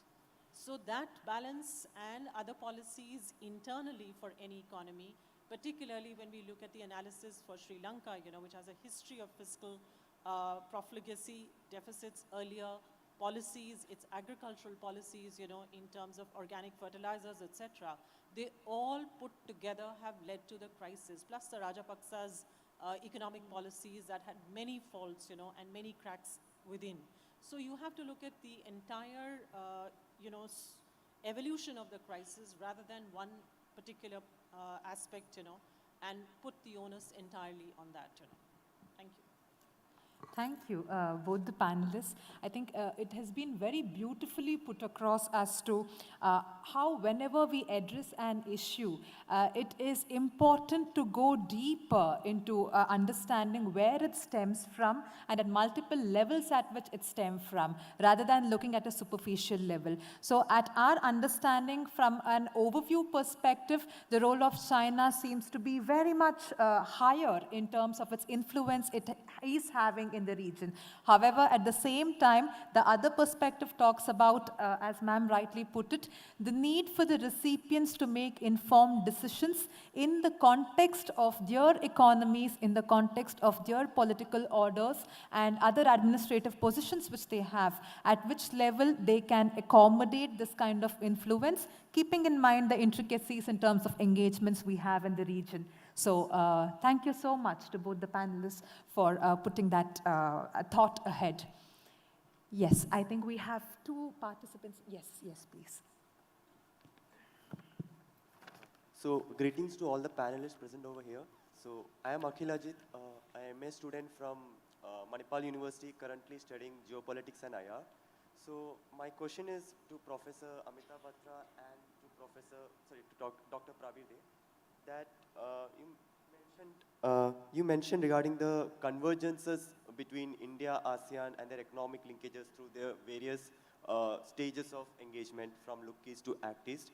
My question is how India can reinforce its Act East policy under the current COVID era when we have like inward-looking policies adopted by most of the Southeast Asian countries focusing on the domestic economy rather than looking over the region as a whole.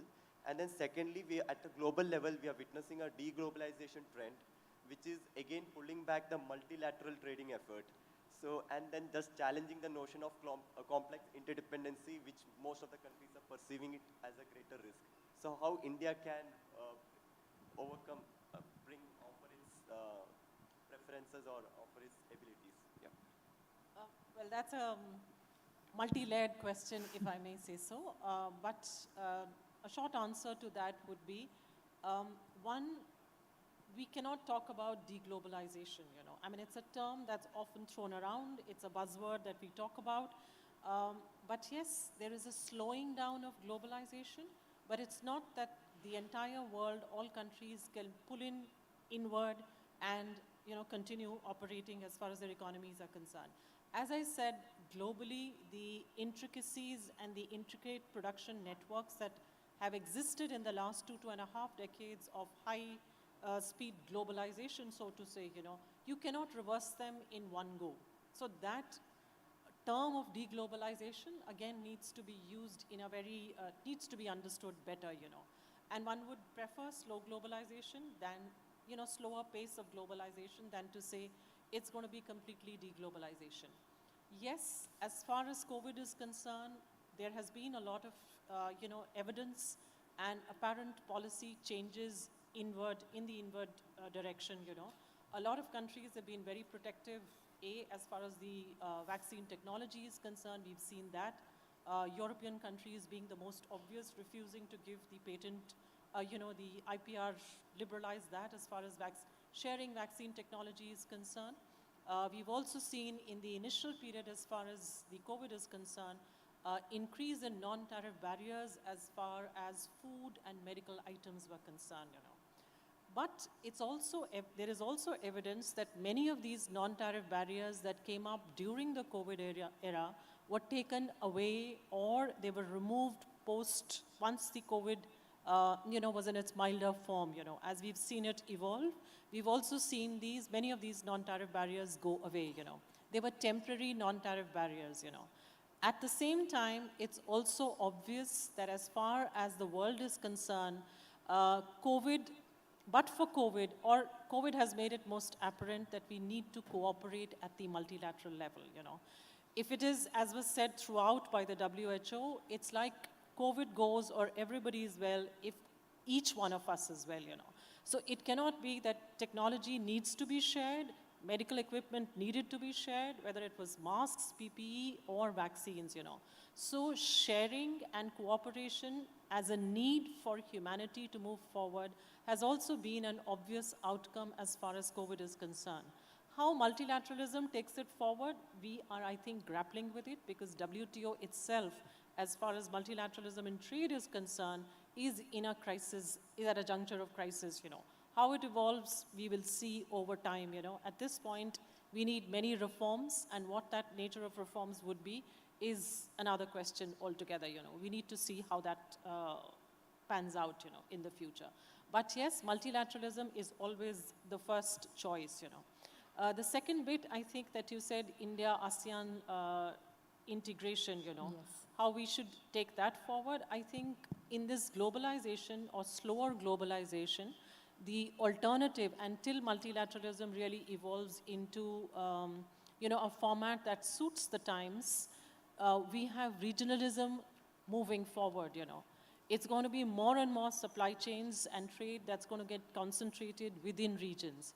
And so I think it's important for India. We are a member of IPEF, but I think we need to take forward also our participation in the trade pillar as far as IPEF is concerned. And if possible, also the window is open for us to join the RCEP. If we can, I think as economists, we'll all be very happy, you know, and it'll be a good opportunity for India to take advantage of, you know. Thank you, ma'am. Just to add that actist, gentleman has also asked reinforcing actist policy during this time. See, Act East policy, or its earlier one is the Look East policy. Both are basically political directions given by, from India, towards connecting with, or a better way to connect our neighbor or extended neighborhood. Now, during the COVID time, we've seen that border were closed, Myanmar, for example, and still, our trade with Myanmar through border in the northeast is still closed. The border hasn't opened. I visited a couple of times, and our border with Indonesia maritime border, it doesn't function for trade purpose. Our maritime border for Myanmar, Thailand, Malaysia, Indonesia, it works. So in short, this COVID given a big challenge to our Act East policy. This has been discussed extensively.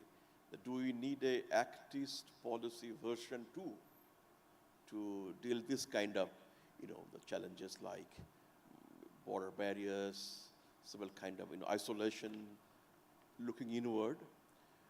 It's true that, if you look at our India's northeast, we could have done much better during the COVID time because our borders in the northeast, particularly the Manipur, it is not an isolated place. There is civilization, there is, strong livelihood in the border areas. Almost about 100,000 people, 1 lakh. They depend on the border trade at Manipur, different parts. They got affected. We could have done much better way to look at their interests. So these are, small thing. We could have done better way to look at our Act East. But as I said, in my presentations, that if India moves one step, we also need to reciprocate by other members. That didn't happen. So we opened our border with the Myanmar, Burma. Burmese, not yet. They still close their border. I'm talking about the physical border. So Act East here doesn't work. So we cannot see the students coming from Myanmar, tourists, those who are coming from the spiritual purpose, Buddhist, for example, health treatment, all presently happening with Myanmar informally, unorganized, and which is very risky, by the way. Thank you. Thank you, sir and ma'am. I think as an answer to your question, it was a multi-layered question which had a multi-layered answer as well. So if I can weave them together, it would be more in terms of as much as we are talking about, on one hand, a globalization which has taken over in the last 2 decades at its peak levels. Today, deglobalization as a term would, the use of it, we might have to be sensitive to it as to what we have built in the last 2 decades. Would we want to deglobalize the entire thing, or, as ma'am rightly pointed out, slower the pace of globalization? I think that is the perspective from which we look at. However, having said that, as sir rightly pointed out, we have to keep in mind that a lot of actions, may it be Look East, Act East, or the second version of Act East that we would want to look forward to, they are politically directed, but at the same time there is a need for them to be considered based on the nature of boundaries that we share and the nature of civilizations that exist and the kind of give and take that are there between the nations. But to put it all and to make it an ideal space, I think it would be right to understand it from the perspective of cooperation at multilateral levels. From a humanitarian perspective, is what is the need of the hour. And coming after the pandemic era that we are in, I think that is the greatest takeaway that we can have in terms of, at a humanitarian level, how we can function beyond tariffs, beyond boundaries, beyond temporary and permanent policy changes that we make. I think that would be the key takeaway with regard to this. Thank you so much for such a wonderful question, and thank you for the responses as well. Yes, so we can have more questions, please. Yes, thank you. Good morning to all the panelists. So my question is to Amita Batra ma'am. Ma'am, you talked about the Indo-Pacific Economic Framework and how India has joined the Indo-Pacific Economic Framework. Now, under the Shangri-La Dialogue Address, which the Prime Minister gave in 2018, he talked about an inclusive Indo-Pacific, and I think the way it has been interpreted in academia and policy circles is that we're not really confronting China, and we are approaching China with a more nuanced, in a more nuanced way. So do you think now that we've joined the IPEF, that inclusive manner of looking at India's engagement with the Indo-Pacific, it stands questioned? I mean questioned, like do you think India has sort of done away with the inclusive nature of its engagement in the Indo-Pacific? As far as the, the statement at the Shangri-La Dialogue was concerned, 2018 by our Prime Minister, that's considered to be our layout as far as perception of the Indo-Pacific is concerned. There have been, by other major members or major powers as far as Indo-Pacific is concerned, different definitions spanning different geographical entities, we've seen it across. But I think India was more careful in defining the Indo-Pacific by making it not apparent as something that was either exclusive of China or was opposed to China, COVID has happened since. Much has happened since 2018, as we've seen. We've had the US-China trade war, we've had COVID, and we've had consequences of COVID, which have been seen in many forms, We've also seen China take a very specific COVID-specific policy, zero COVID, as we know, the implications of zero COVID, both for the region and for the world, and how, this particular policy or the pandemic experience and the COVID policy as far as China is concerned has reoriented many economies, to look for alternatives as far as investments are concerned, alternatives as far as trade is concerned, reduce import dependency on China, So all of that has happened in these last 3-4 years, The Indo-Pacific Economic Framework comes with a more specific agenda, and it's defined in economic terms. If you look at the individual components, whether it's trade, supply chains, climate, or taxation, I think that's the fourth one.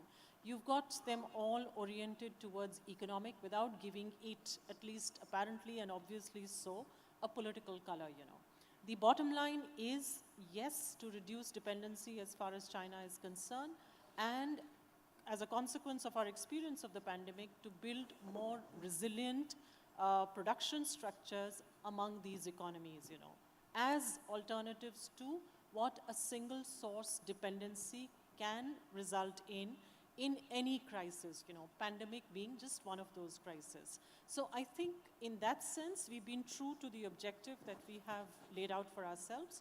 Also, I think what should be obvious that India has been very, very careful and balanced in its approach throughout this last 1 year in the position that it's been taking in the external world with respect to various issues, We've asserted ourselves as far as our sovereign position on issues of international consequences concerned, at the same time taking care of our own national interest and our placement in the global order, So I think in all those ways, we've been able to play it just the right way as far as our participation in IPEF is concerned. My only concern with IPEF is that we should also be looking at participation in the trade pillar. It should be a complete participation as far as India is concerned. I hope that answers your question. Thank you, ma'am. So as we are growing, as our presence is made felt at various levels, a very gentle approach is something that would be desired in order to address very sensitive issues as much as China would be concerned, right? So at that level, specific agenda for IPEF that has been laid and India's participation at that level would be looked at from that perspective, keeping in mind the gentle and sensitive approach which we are taking in terms of decisions and strategic decisions that are being made in countering China's presence as well. So thank you.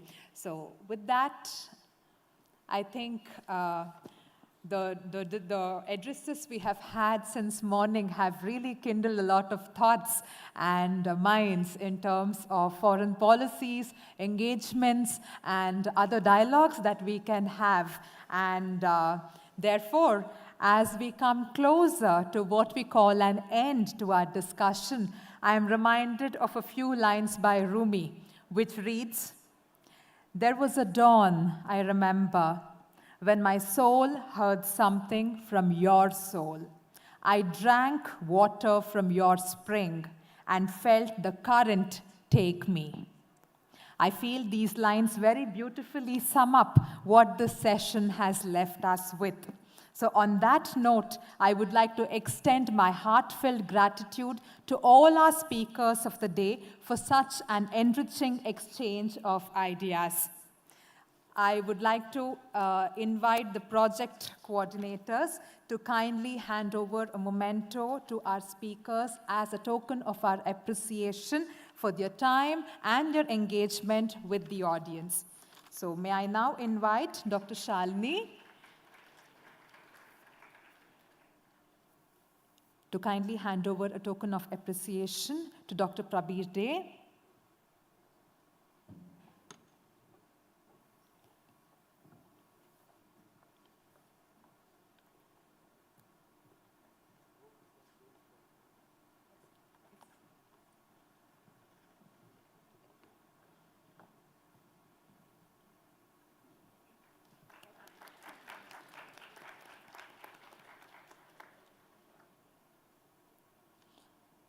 I would request Dr. Shalini to kindly thank Mr. Volker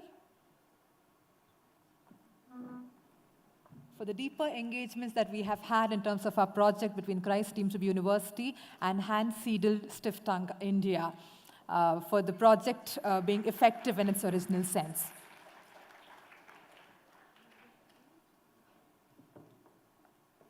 I now request Dr. Sari Sebastian, the principal investigator of the project, to kindly hand over a token of our appreciation to Dr. Amita Batra.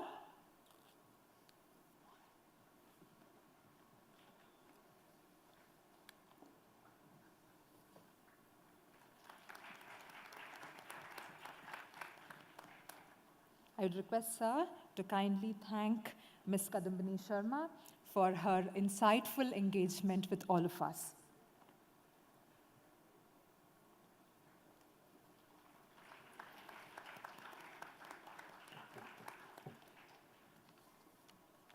I would also like to take this opportunity to thank the audience for your quest and curiosity that further enhanced the essence and deliverables of this session.